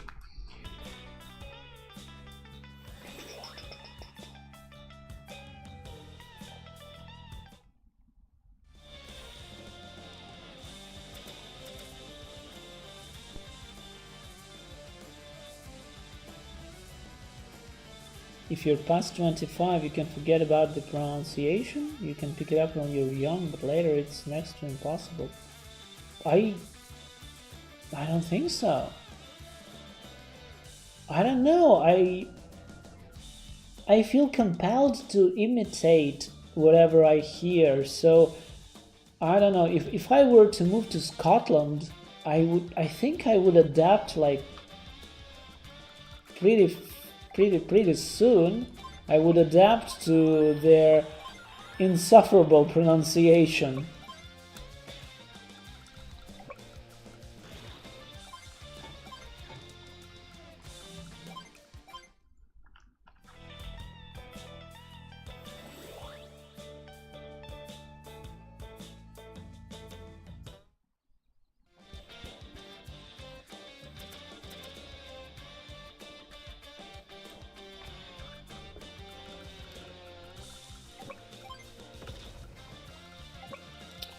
Well, yep, there it is. The artillery that I knew was there. Anyway, 2 more turns and their HQ is gone. I think they, yeah, not even with their superpower they can do anything about me. No, nothing they can do. Don't get me all riled up. No, you cannot.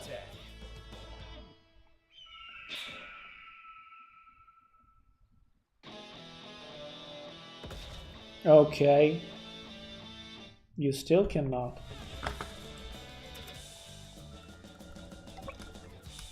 One.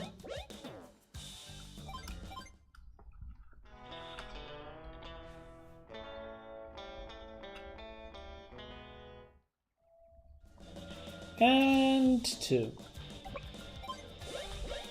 Do you think Crash Team Racing experience is transferable to Mario Kart?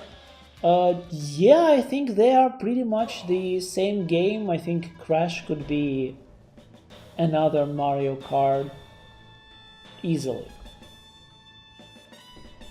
Maybe it's even better than Mario Kart 64. I never played 64, but I really disliked its tracks in later games, so I can't believe that.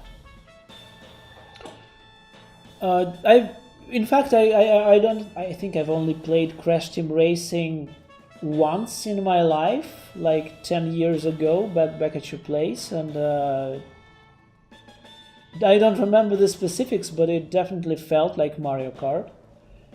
So yeah, I think you'll do fine. You'll just need to know 2 things: how drifting works in Mario Kart, and how items work in Mario Kart. The specifics, basically.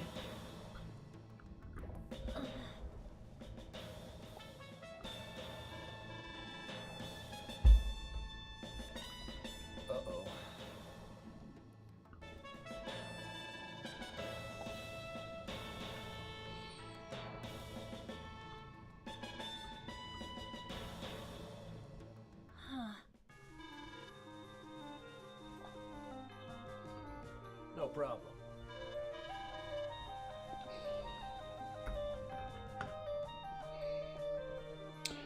Oh yeah, I can actually. I just realized that I can have Mario Kart on my Switch. But then again, why would I?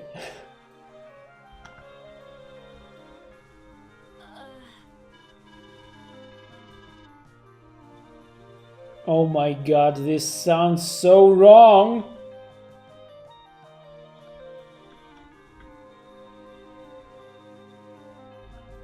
Great.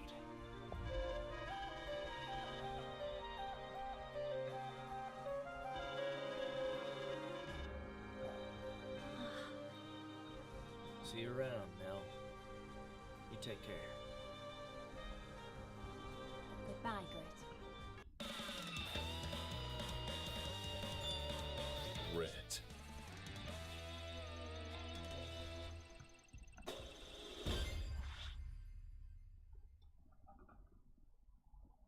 Yeah, I actually have never played Mario Kart on the Switch because it's the same game as the one I have on my Wii U. Well, my Wii U isn't here with me, but I haven't played it in ages. Like, I have no one to play it with, and playing it with random people online is just not fun. First of all, I don't know them, and second is Mario Kart is just far too random for my tastes. So yeah.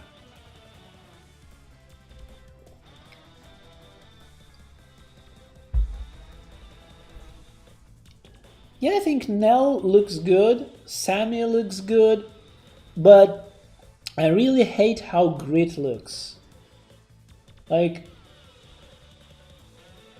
Grit in the originals looked really cool, and here he looks, I don't know, like a poser or something. I can't really explain it, but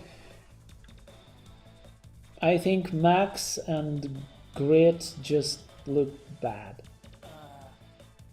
And he always looks bad. Ash Ketchum. My name's Sammy. I'm the Special Forces commander. Better late than never, right?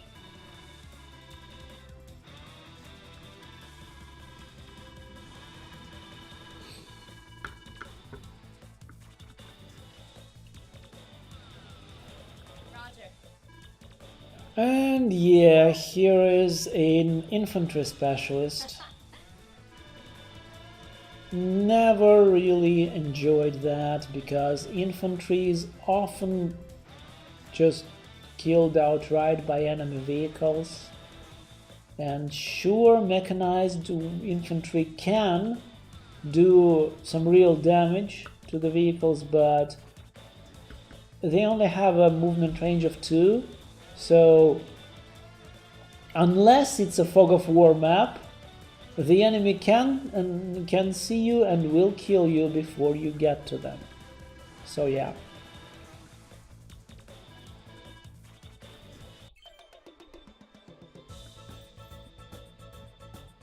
Now Sammy and Eagle was the perfect CO pairing in Advanced Wars Dual Strike, because Sammy's ult allows her infantry to capture any city in one turn, while Eagle's ult allows his units to move twice. And in Dual Strike, if you had 2 ults ready, you could do 2 in one turn. And so basically Eagle flies in twice, drops an infantry unit on top of the enemy HQ, switches to Sammy, and she just captures it in one turn. That was a foolproof blitzkrieg strategy. As soon as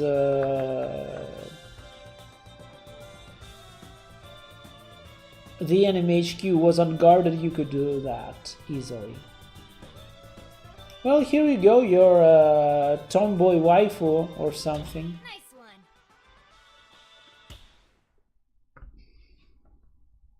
Your Wii U may be dead by now, you know.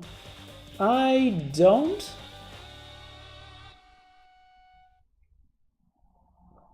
I'm pretty sure I've turned it on like maybe a year ago.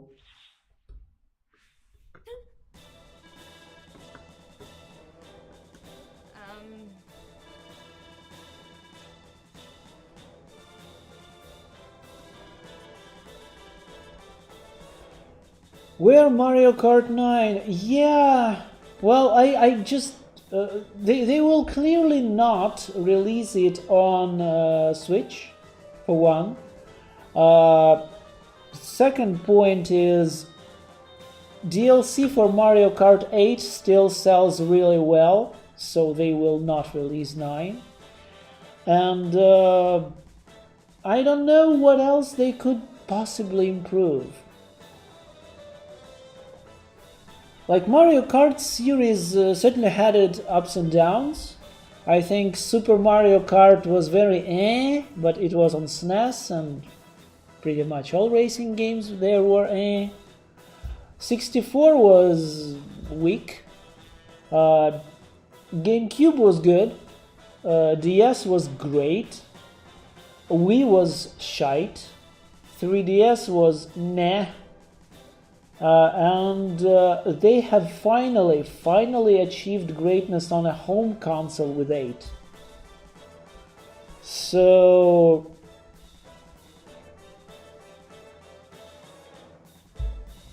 there was info, if you don't play Wii U for too long, it will shut down. Well, it's not a problem.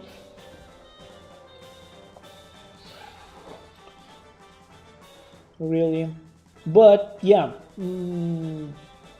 I don't really see a way to improve Mario Kart, and if they will release 9, it will pale in comparison to 8 with all its DLCs just by amount of content. So I don't know, I think they've backed themselves into a corner here. But you know what? You know what they should do? They should do an F-Zero.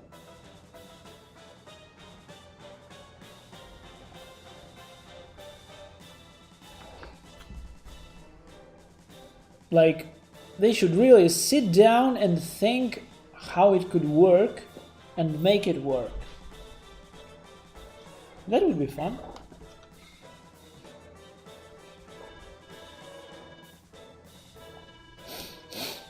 New air units, okay. Ah, those are fighters and bombers. I don't really need that tutorial, but okay. Again, the problem with Advance Wars is they are 2D. I mean, it was okay on the GBA, but now on Switch in 2023, a completely 2D tactics game when an airplane cannot... I mean, come on, any aircraft should be able to place itself over any ground vehicle or infantry unit. It's just common sense. And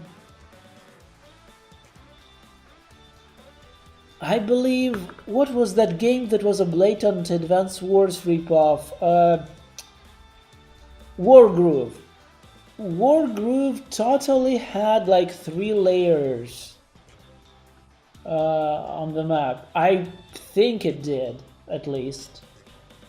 So subs could go underwater, then you had naval and ground forces, and then you had air forces up in the sky, and they didn't block each other's movement. It really irks me. I mean, you can just place a transport helicopter over the bridge, and no enemy will be able to pass until they bring an anti-air unit and blow your helicopter out. Select this unit, please.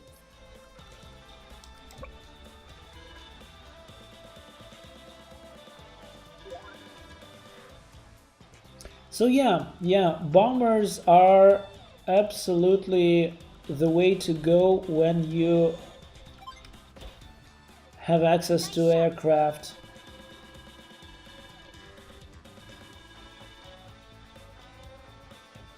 Because they have greater movement range than enemy missiles, and enemy missiles cannot hit you when you're close.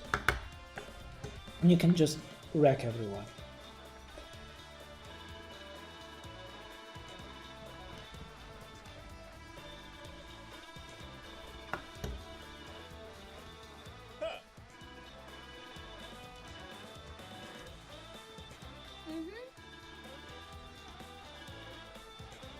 Not bad, Andy.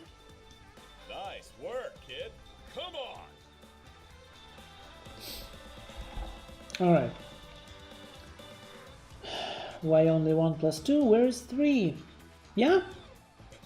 I just...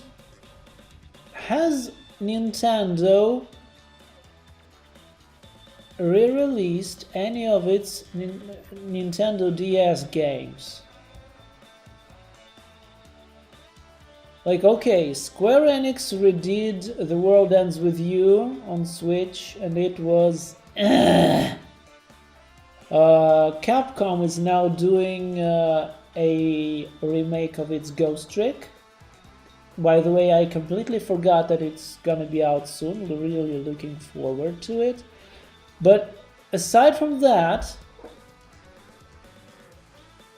have there really been any Nintendo DS ports? I think Castlevania games haven't been re-released. Only GBA titles have been ported to newer consoles.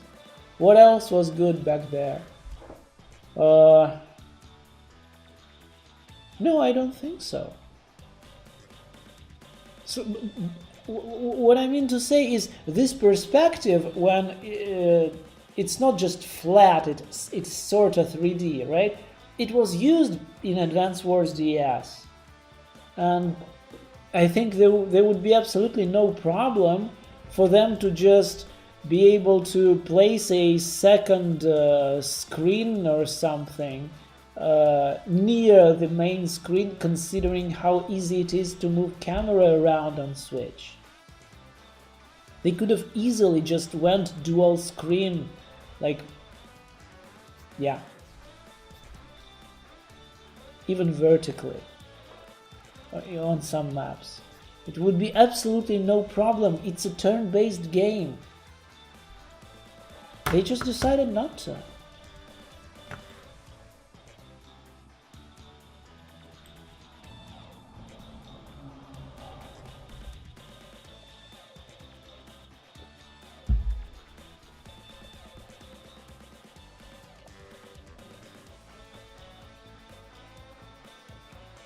Yeah, I don't think anyone in the world misses Days of Ruin.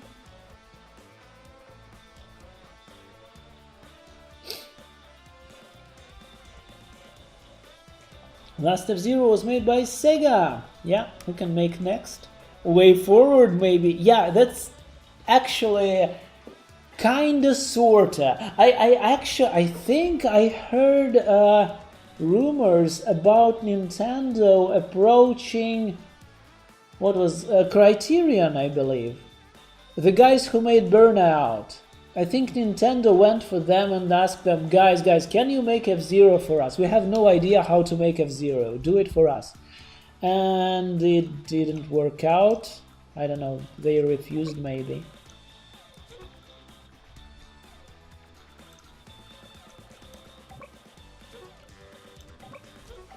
Okay.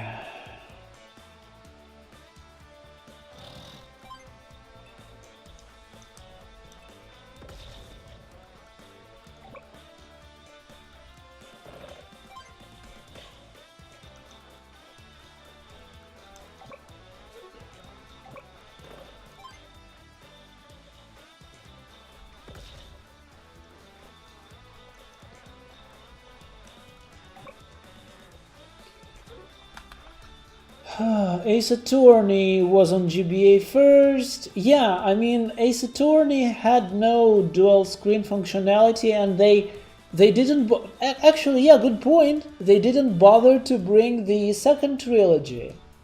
Not that it was any good, but I wouldn't mind, you know?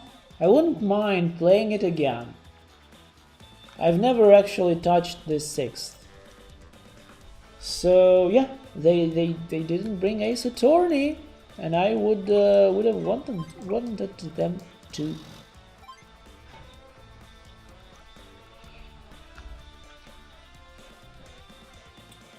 Waiting for Front Mission 3 Remastered with 2 full stories like on PS1. Yeah, okay, well, good luck. Nah, I don't think I'm gonna. Nothing was good on DS except Castlevania and The World Ends With You. No, you know what? No, I disagree. I mean, I wrote 2 articles. Yeah, wait a second.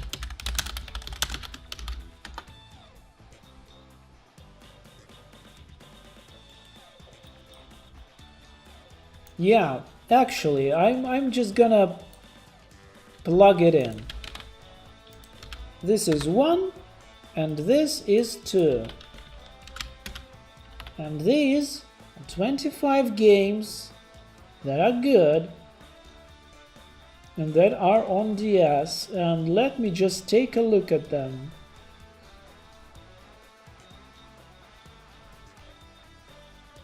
Yeah, I don't think they will ever come on anything else.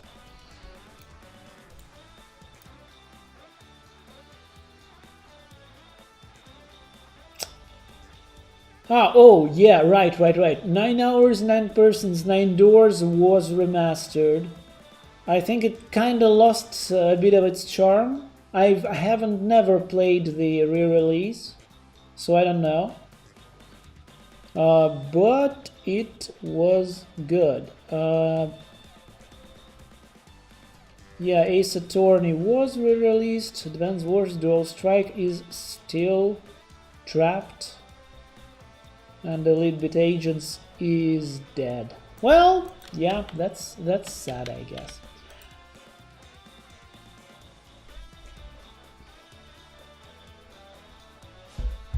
Am I gonna try Street Fighter 6? New controls where I don't have to do half and quarter circles at all. And there's essentially a block on a specific button in addition to press back to block. Wow, okay, now you have my attention. I still don't want to pay for it, but, well, look, if you have it on your account, you can come over and we can try it out.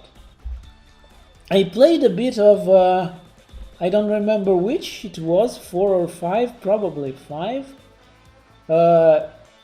I played as Bison because he didn't have any bloody circles, and I didn't have much fun, but I didn't really rage too much.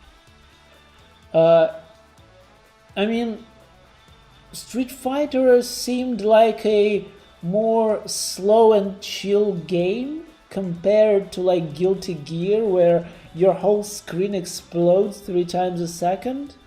So yeah, it does sound pretty nice.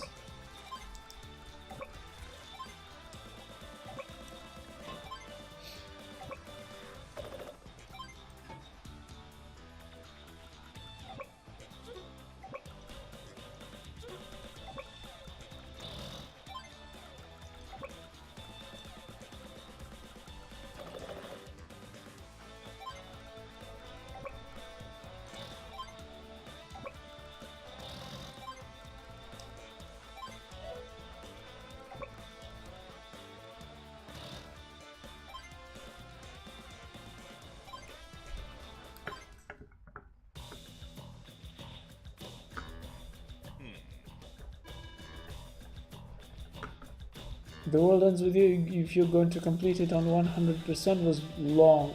Well, yeah, but what is 100%? I mean, I've tried getting all the pins on the DS. I nearly went insane with the Mingle pins. I don't really remember what happened to that save. I won't be beaten again.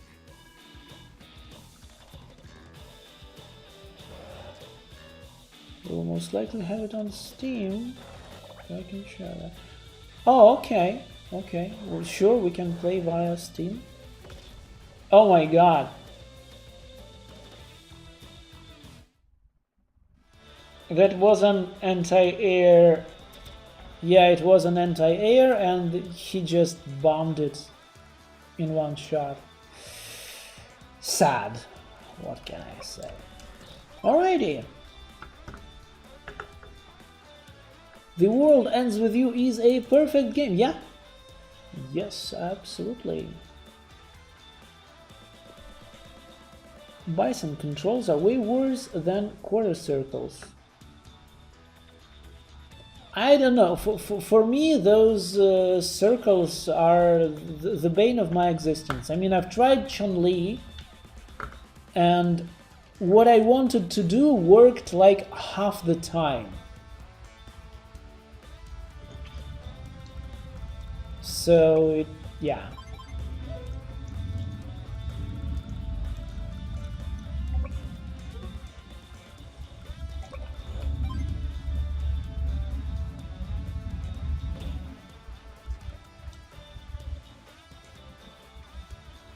Oh my god, they destroyed my...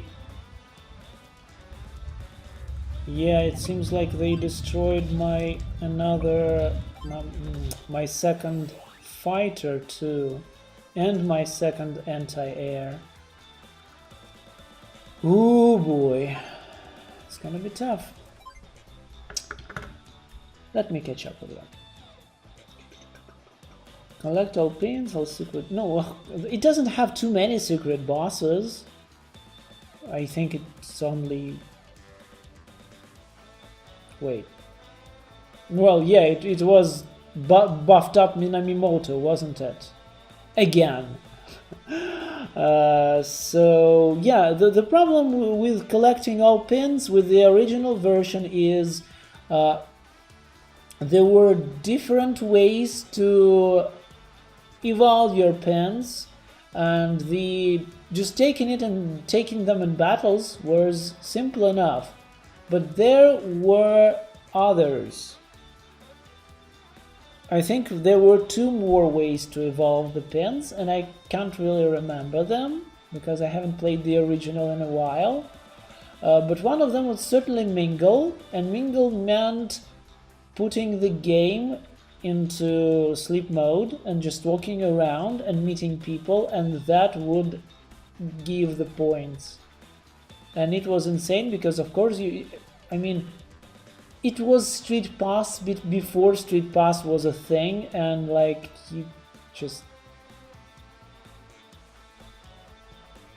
you could never meet anyone with that. But I remember that if you left the game like in sleep mode or in a flying mode, you met some UFOs and the game gave you those points anyway. So it was mostly idling to evolve them, which is not fun.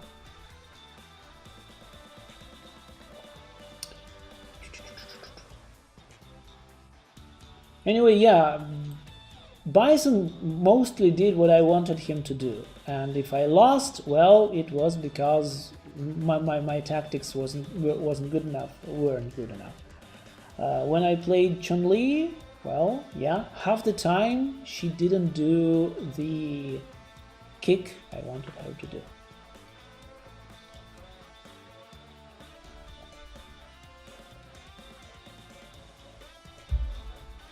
Resident Evil in PS1 Classics for PS5 doesn't have trophies. What a shame! You can actually try the Street Fighter 6 PS5 demo. There are 2 characters, but you can test them, you can try. Oh, actually, yeah, okay. You know what? I will write that down.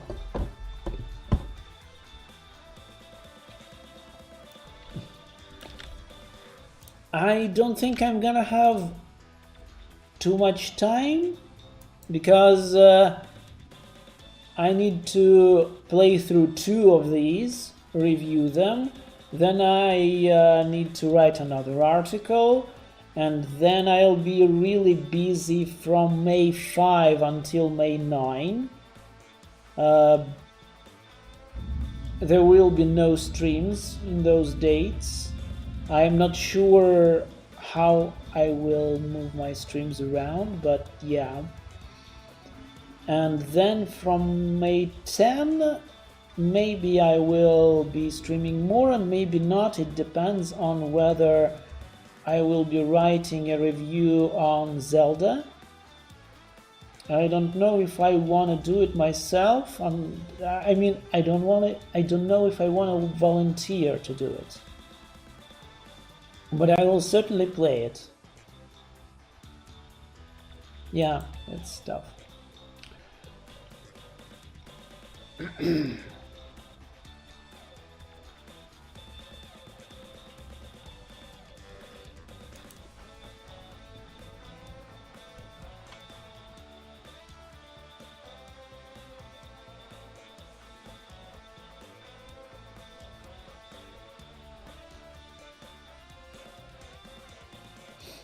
Well, this is bollocks. what I see now is that she doesn't really capture in one turn. I believe it, yeah, I think it's gonna be just added in Advanced Wars 2, the ability to capture in one turn. But without it, she's pretty much useless. I mean, look at her. All her direct combat vehicles are weaker. And vehicles are like everything in this game.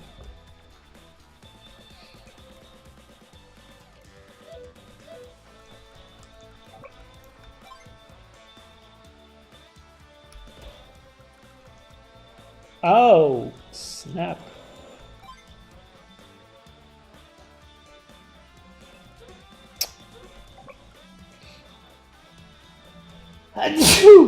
Ouch. Now here's a dilemma. If I don't murder this tank,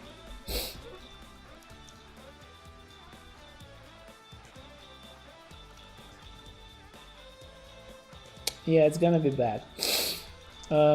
If I place a bomber here, I'm pretty sure there will be an interceptor or a missile hiding somewhere out here waiting for me to show up. Actually, nah, there's no point. Let me just sweep the forest. Yeah, okay, it's clear. See? This is how I can play in Fog of War with expandable units. Okay, no enemies up north.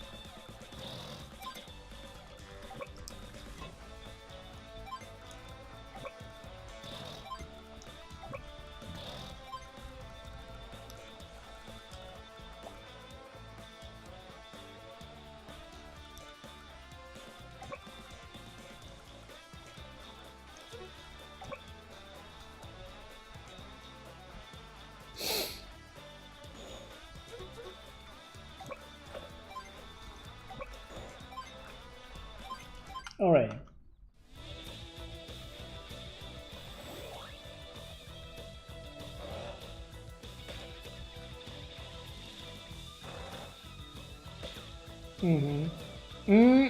Mother. Yeah, there we go. When it comes to fighting Orange Star, I'll pull no punches. No, I mean, look at this animation. This animation of his is like the worst thing I've seen today. Oh my god, he's gonna do a second turn. Oh no. I mean, look at this. Look at this. Look at this asshole. Where is the balance in this game, I ask? Yeah, sure. What will I get if I do my power? Oh, foot soldiers gain +1 to movement. They don't even capture in one turn. And he gets a second turn across his vehicles. What the hell is this?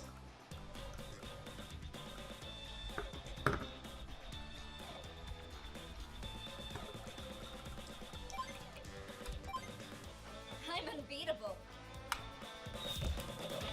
Double time.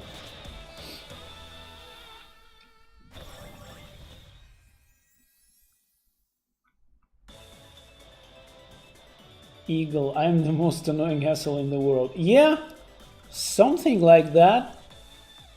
But just like, I cannot possibly the thing is, I can defend against other CO's superpowers. I can plan for that. If I know that Grid gets his superpower when he extends the range of his artillery, well, I can plan for that. I can place my units away. If I know Sammy is about to get her ult, well, I can just blast her away with my artillery. I don't care. But if Eagle has 2 turns, he can do anything. Come on.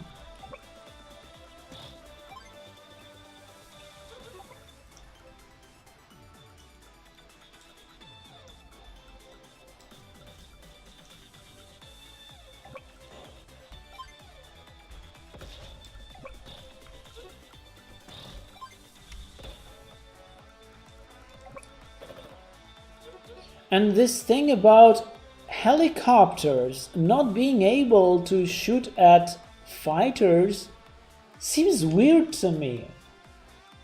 Like, you know, in War Thunder you can shoot down a bloody plane from a tank. I mean, you have a minigun, you can hit it. Okay, not a minigun, a machine gun. You can just... Well, if you're lucky. If it flies low enough, you can hit it. But here I have a helicopter and I can't even... I mean, helicopters have missiles. I want to wreck this guy, but I don't have an extra turn.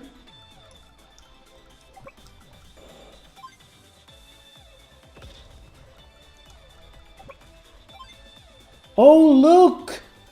The buffed up ground troopers can do a whopping 11 damage against the copter. This is an insult.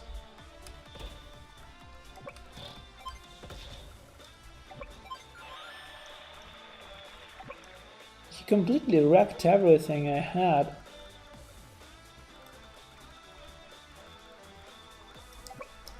I can only hope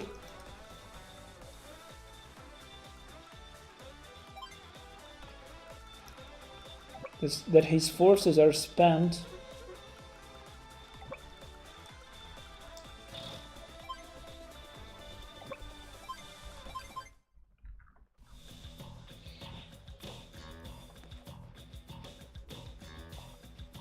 So, of course you do, asshole.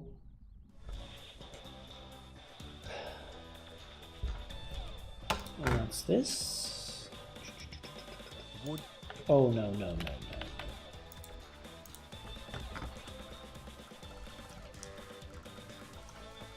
Yeah, so I don't know. I would have. So basically, yeah, the only thing that can shoot down a fighter is another fighter or missiles or anti-aircraft guns. That's it. Like, only 3 units can even touch fighters. Or bombers, for that matter. Like, imagine, you're a fat, heavy bomber.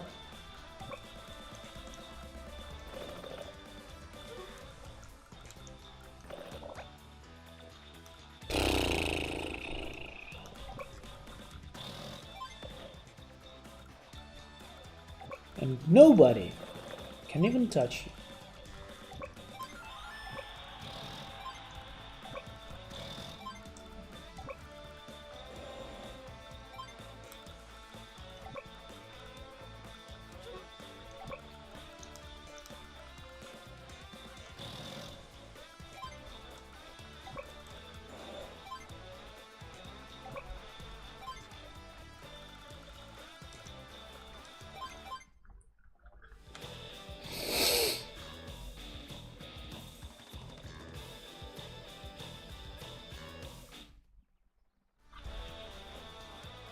Yeah, I guess they are spent.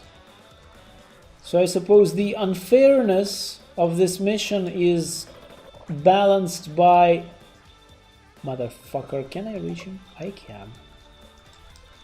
Get dunked, please. What the f... Oh, of course, it is my direct attacked vehicle, and it is the vehicle of his specialty, and I cannot do anything. I cannot... This is my final bloody fighter, and I'm gonna lose right bloody now.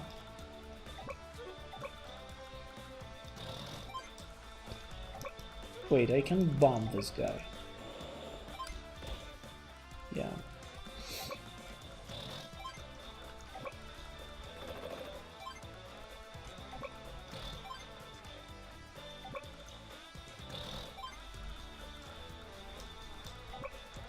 I cannot even use my foot soldiers to grab his HQ because he used his ult to just destroy my APCs. Sure, yeah, okay, I have one helicopter, but oh my god, he just one-shot my helicopter with his without even any ult.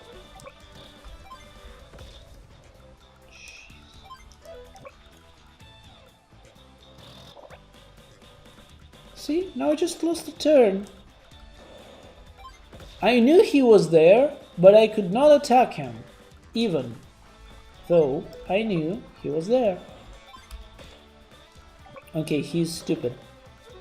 That's a plus.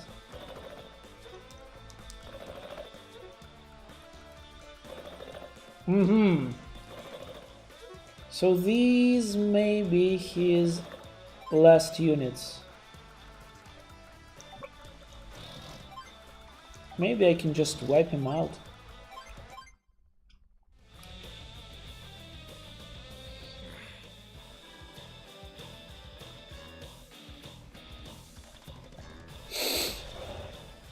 Okay. Okay. Still tolerable. I can still win this. This is one. Now I must reveal him, so I can move here, kill this guy, see the bomber, attack the bomber.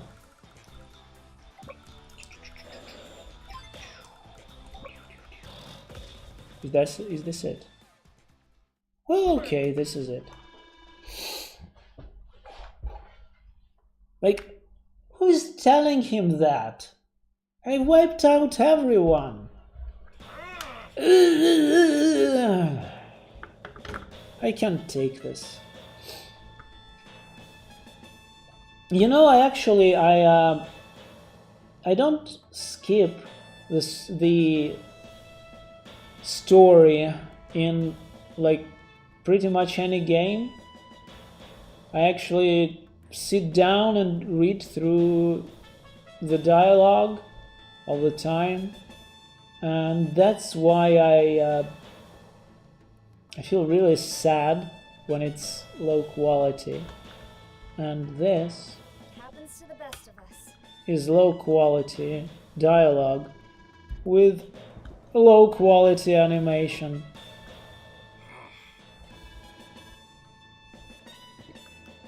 Oh, come on!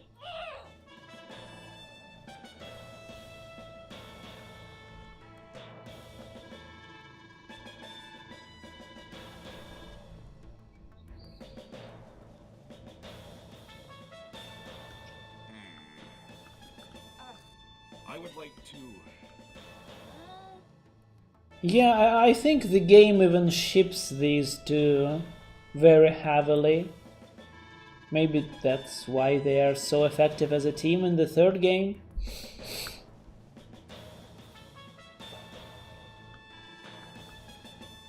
Really? Huh?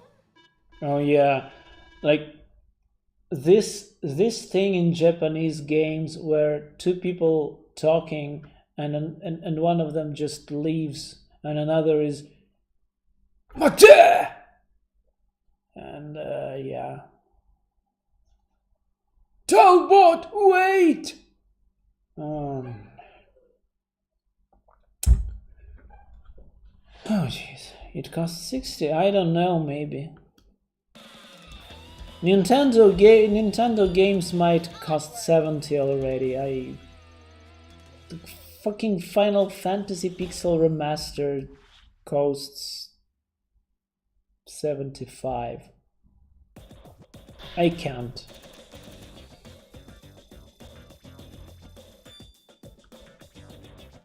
Hey there! Look who's here! Teleports away from you. Nothing personal, girl. Yeah. What? Where? Why are we even coming here? Here comes the Orange Star Army. Not content with their own lands, they've come to steal mine. Yeah, like this Shogun, I think, looks dumb. He always acts dumb, but now he looks dumb too. And again, what is the bloody story? It started with, oh, we're being invaded, let's push them out. Okay, we pushed them out. Well, let's go kick their asses while we're at it. Okay, we did that. How the fuck are we in the yellow Never, I say, country? never! Kanbei's elite forces shall drive them back. Why are we even here?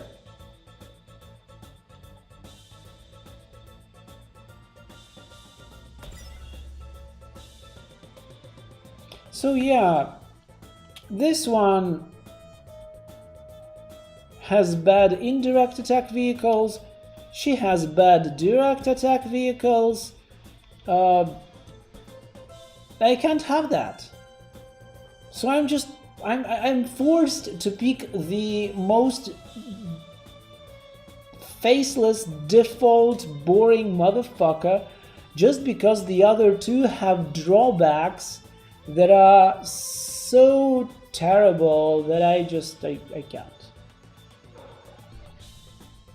I mean, you just saw it. I picked her in her... I mean, she arrives, it's her mission, it's her story. And did you see how absolutely bloody useless she just were? She is most capable with soldiers. In this mission right now, her soldiers were completely useless because it was a mission against air forces. And this asshole would be great actually in this mission because, yeah, air forces are all about direct combat units, yeah. It just makes no sense. Without knowing what kind of units I will have, how can I pick a CO? And so yeah, I pick this idiot, because at least I will have no drawbacks. But yeah, this is why I hate the first Advance Wars. It's like a tutorial the size of an entire game. Oh look, here's one CO, here's another, and here's another, and look, another CO. Like,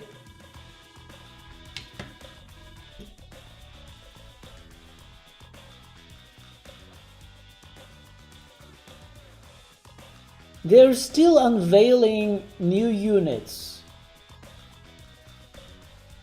And I think that's pretty much all this game will be about. Like, the second and the third are better.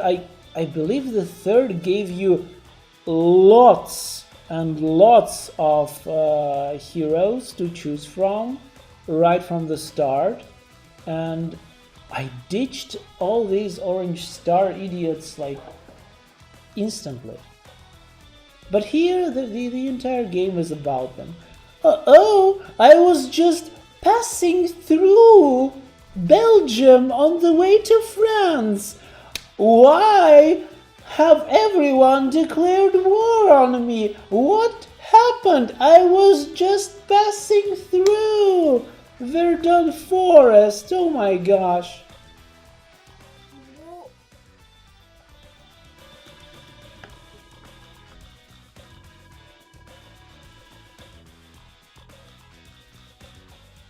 Oh yeah, I remember this guy. Never played as him. I think his troops were strong, but they cost a lot. And like, everything is golden.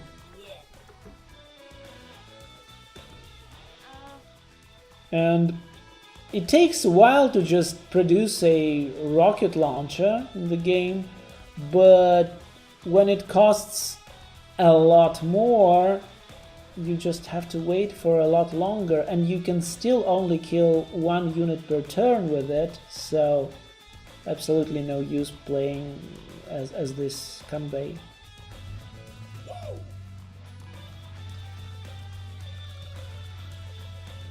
Let me see.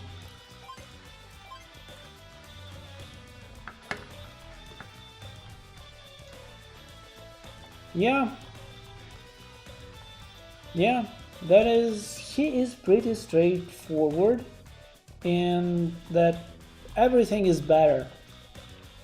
The problem is, yeah, if I have rockets, they still cannot approach me because I will shoot every one of them from afar.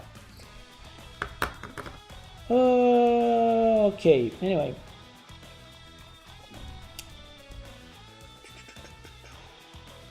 Days of Ruin was worse in story aspect? Well, yeah, it was edgy and pretentious. And I think I hate that even more. This is just dull.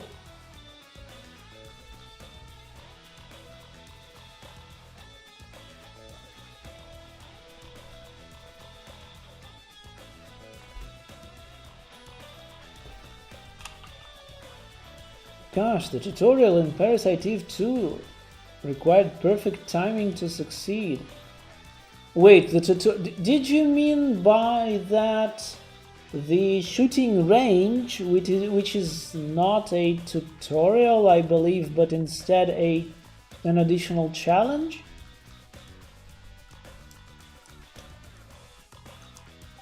Tutorial that requires you perfect timing and knowledge of all the game's mechanics is Driver 1. Now that was something. Jeez, I mean, I didn't even realize these were tanks. Their models are all different. Now I have to learn how they look. But at least their tanks and medium tanks are different, because their medium tanks, oh my god, they look like boxes that Solid Snake would hide in.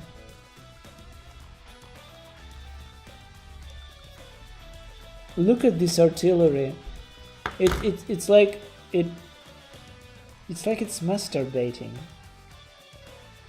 Gosh.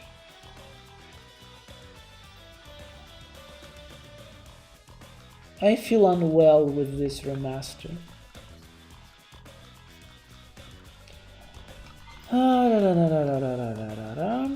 Never passed the tutorial in Driver 1. Oh, I'm sorry. Well, yeah, I had to. I was really into that game, so I had to do it, and I eventually did it. Most impossible tutorial was in Cuphead? I don't remember it. I think I did a few levels of Cuphead.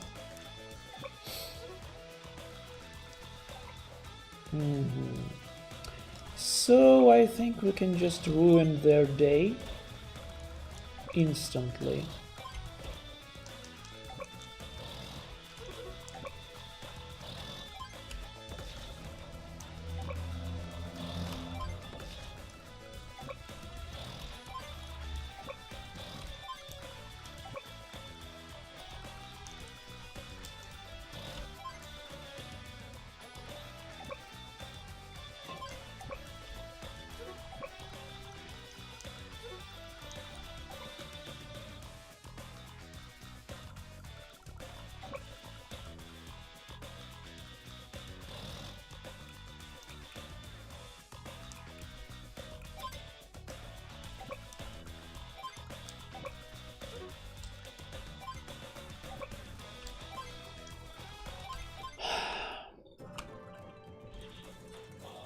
The final mission of the first driver is nuts and cursed.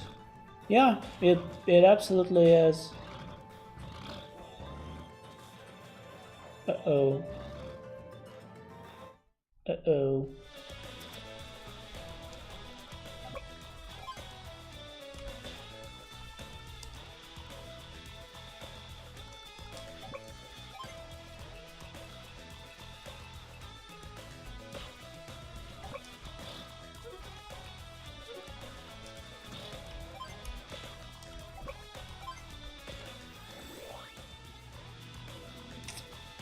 I can repair my units, but at what cost?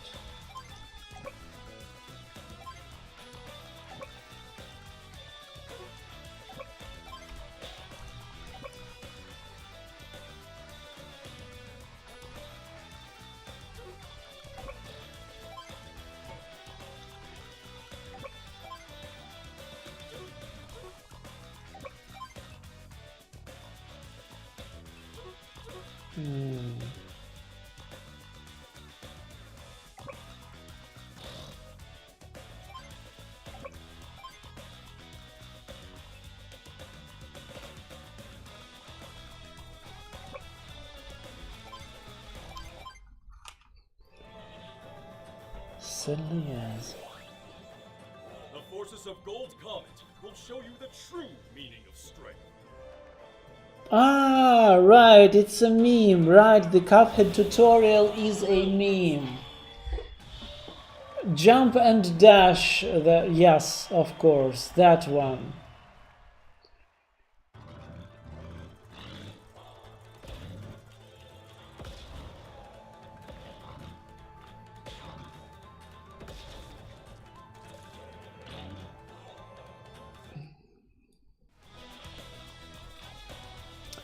I really do see a lot of effort in PE2. There are descriptions of like everything on the screen, and those commands are really profound and vast. Yeah, my favorite part actually Time for a tip. is reading all the optional stuff. Clear. I really like it.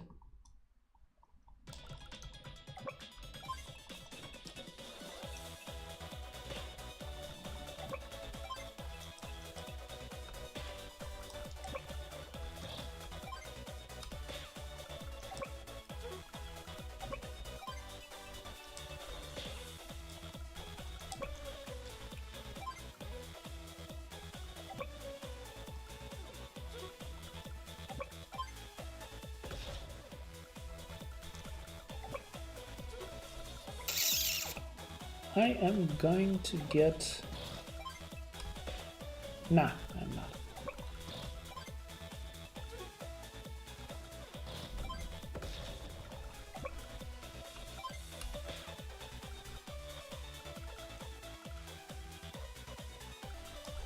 Nah, I will.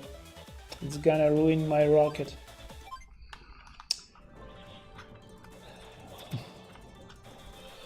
Yeah, I would really love to replay Parasite Eve 2, but I knew he would do that. But for some reason, there's just so much to do. I don't know. So much to do, so little time.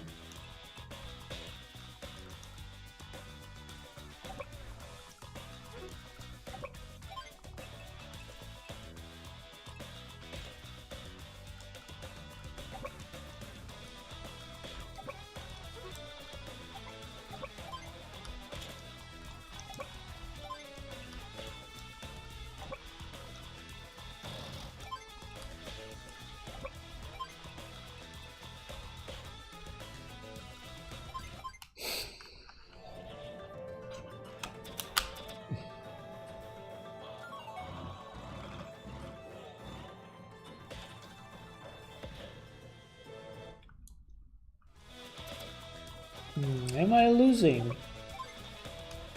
Unclear, I'm sure.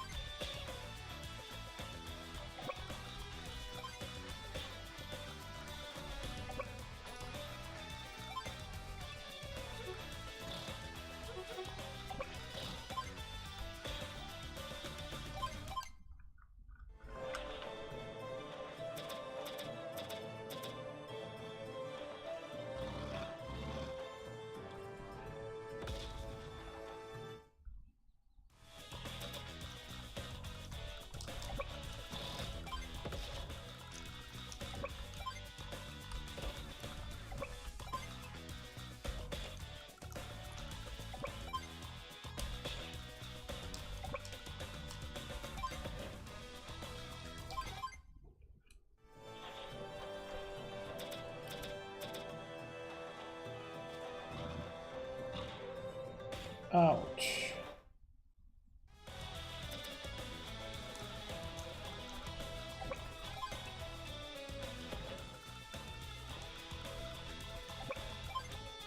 Then again, yeah, I have the artillery. I can just pull back and wait for him to come here and get BTFO.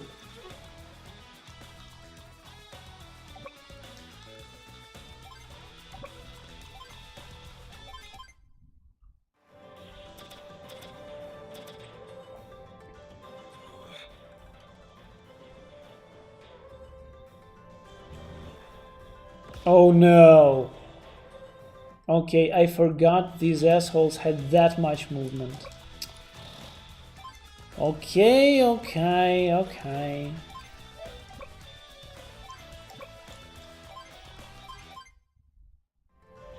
Oh no, they do have that much movement, don't they?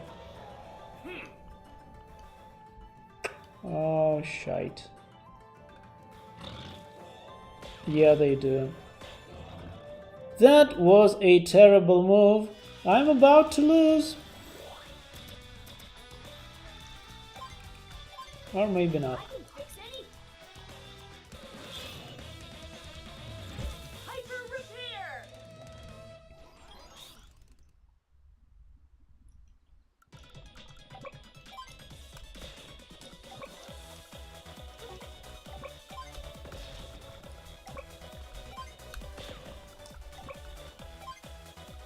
Yeah, 1%. That's just great.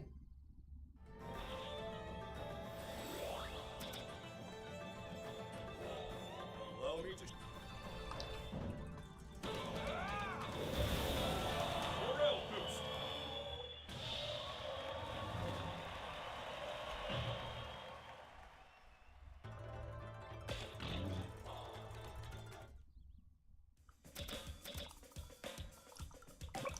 Anyway, he's fucking dead. I think I will be wrapping up this stream now. I guess I can't think of anything else I would like to talk about. Actually, what did I want to talk about? That I think it was about the fact that I love hiking. Yeah, mountains are great, and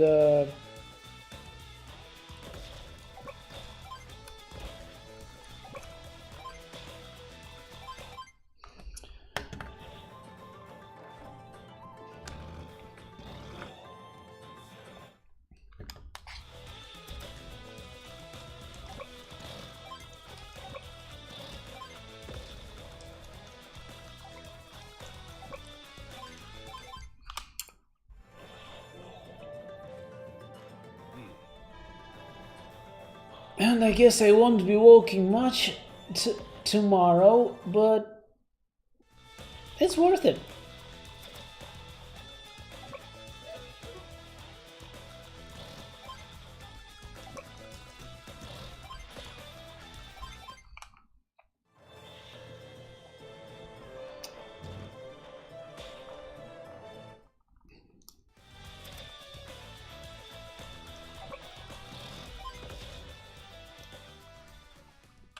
Preposterous.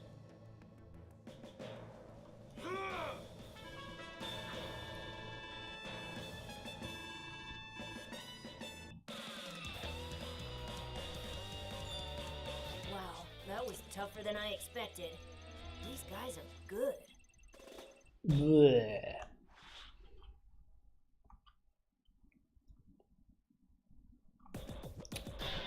What else?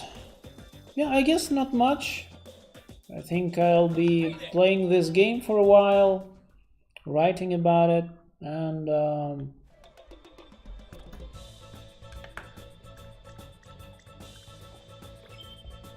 What shall we do now, Sonia? Well, that depends, Father. What are the current battle conditions?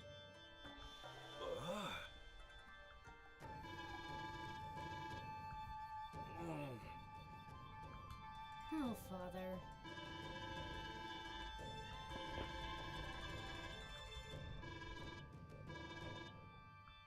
Hopeless. Absolutely hopeless. I suppose. Huh.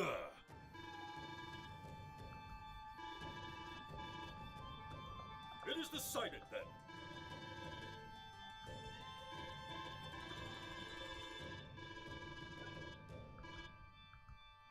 Drat. Nah. So let us be wrapping it up. I won't be playing anymore, no more distractions. If you would like to talk about anything else, then let's do this. If not, front mission, no, for me front mission was not more fun. Front mission, first of all, it's a tactics game, not a strategy game. So Advance Wars is all about control over resources, all about building new units and controlling the battlefield with them. While Front mission is all about small number of units that you have to upgrade for them to not suck. At a certain point, my units started sucking compared to enemy units, and that's when the fun ended for me.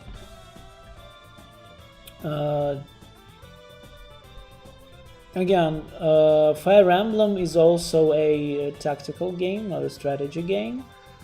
And yeah, I mean, the story here is really dull, but it's not offensive. Fire Emblem Engage was grossly offensive. It was terrible. It was insufferable.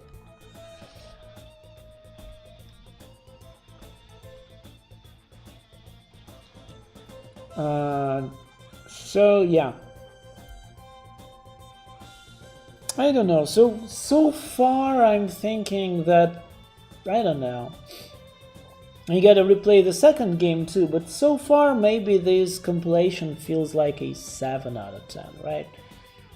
So the story is bad, the visuals are bad, the gameplay in the first one is just, it's too bare bones. The second one may be what carries this release, but I gotta reach it first.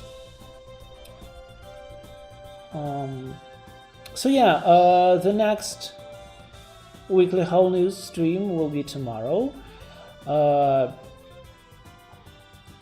We're gonna talk news and we're gonna read some anime magazines. I'm afraid that I think nobody volunteered to provide any links to any anime guide treasuries, so it may be incomplete, but yeah, okay, we'll see about that.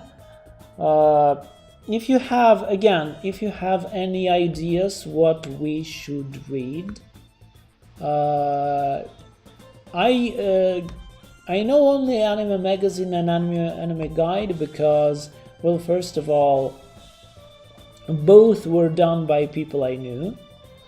Both were done in an age when anime was becoming fashionable. It was an interesting time, and it was a time when I was actually watching anime. So I don't really care about modern stuff, but back then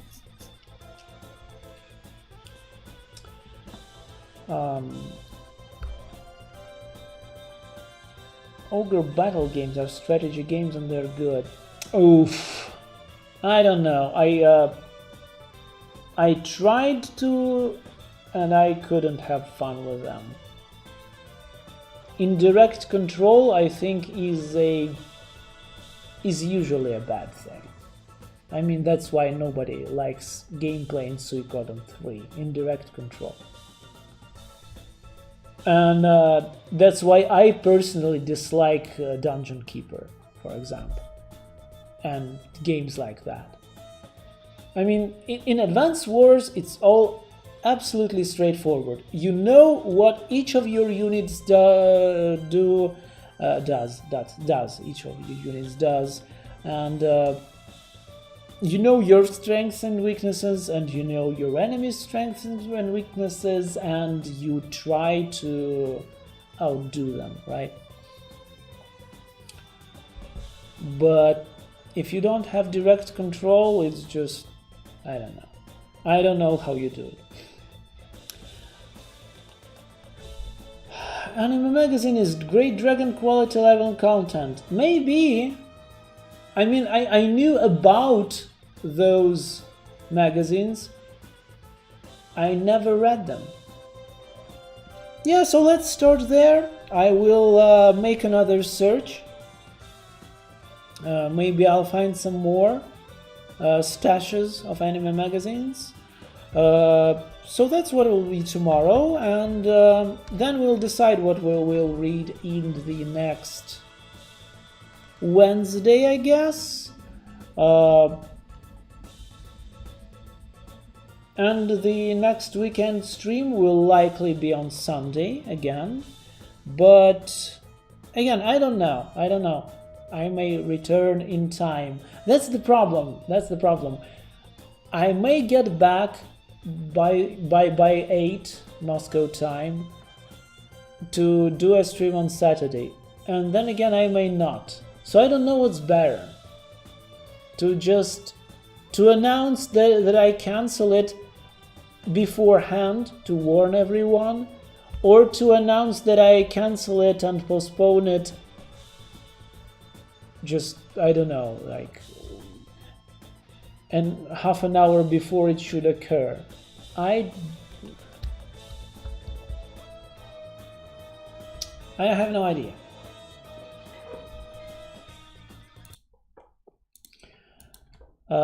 No one donate on Boosty?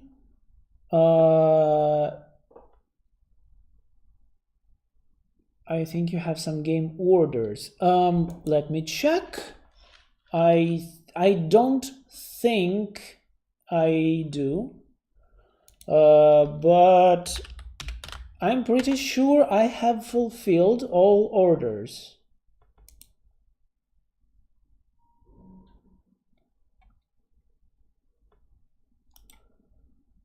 Let me see.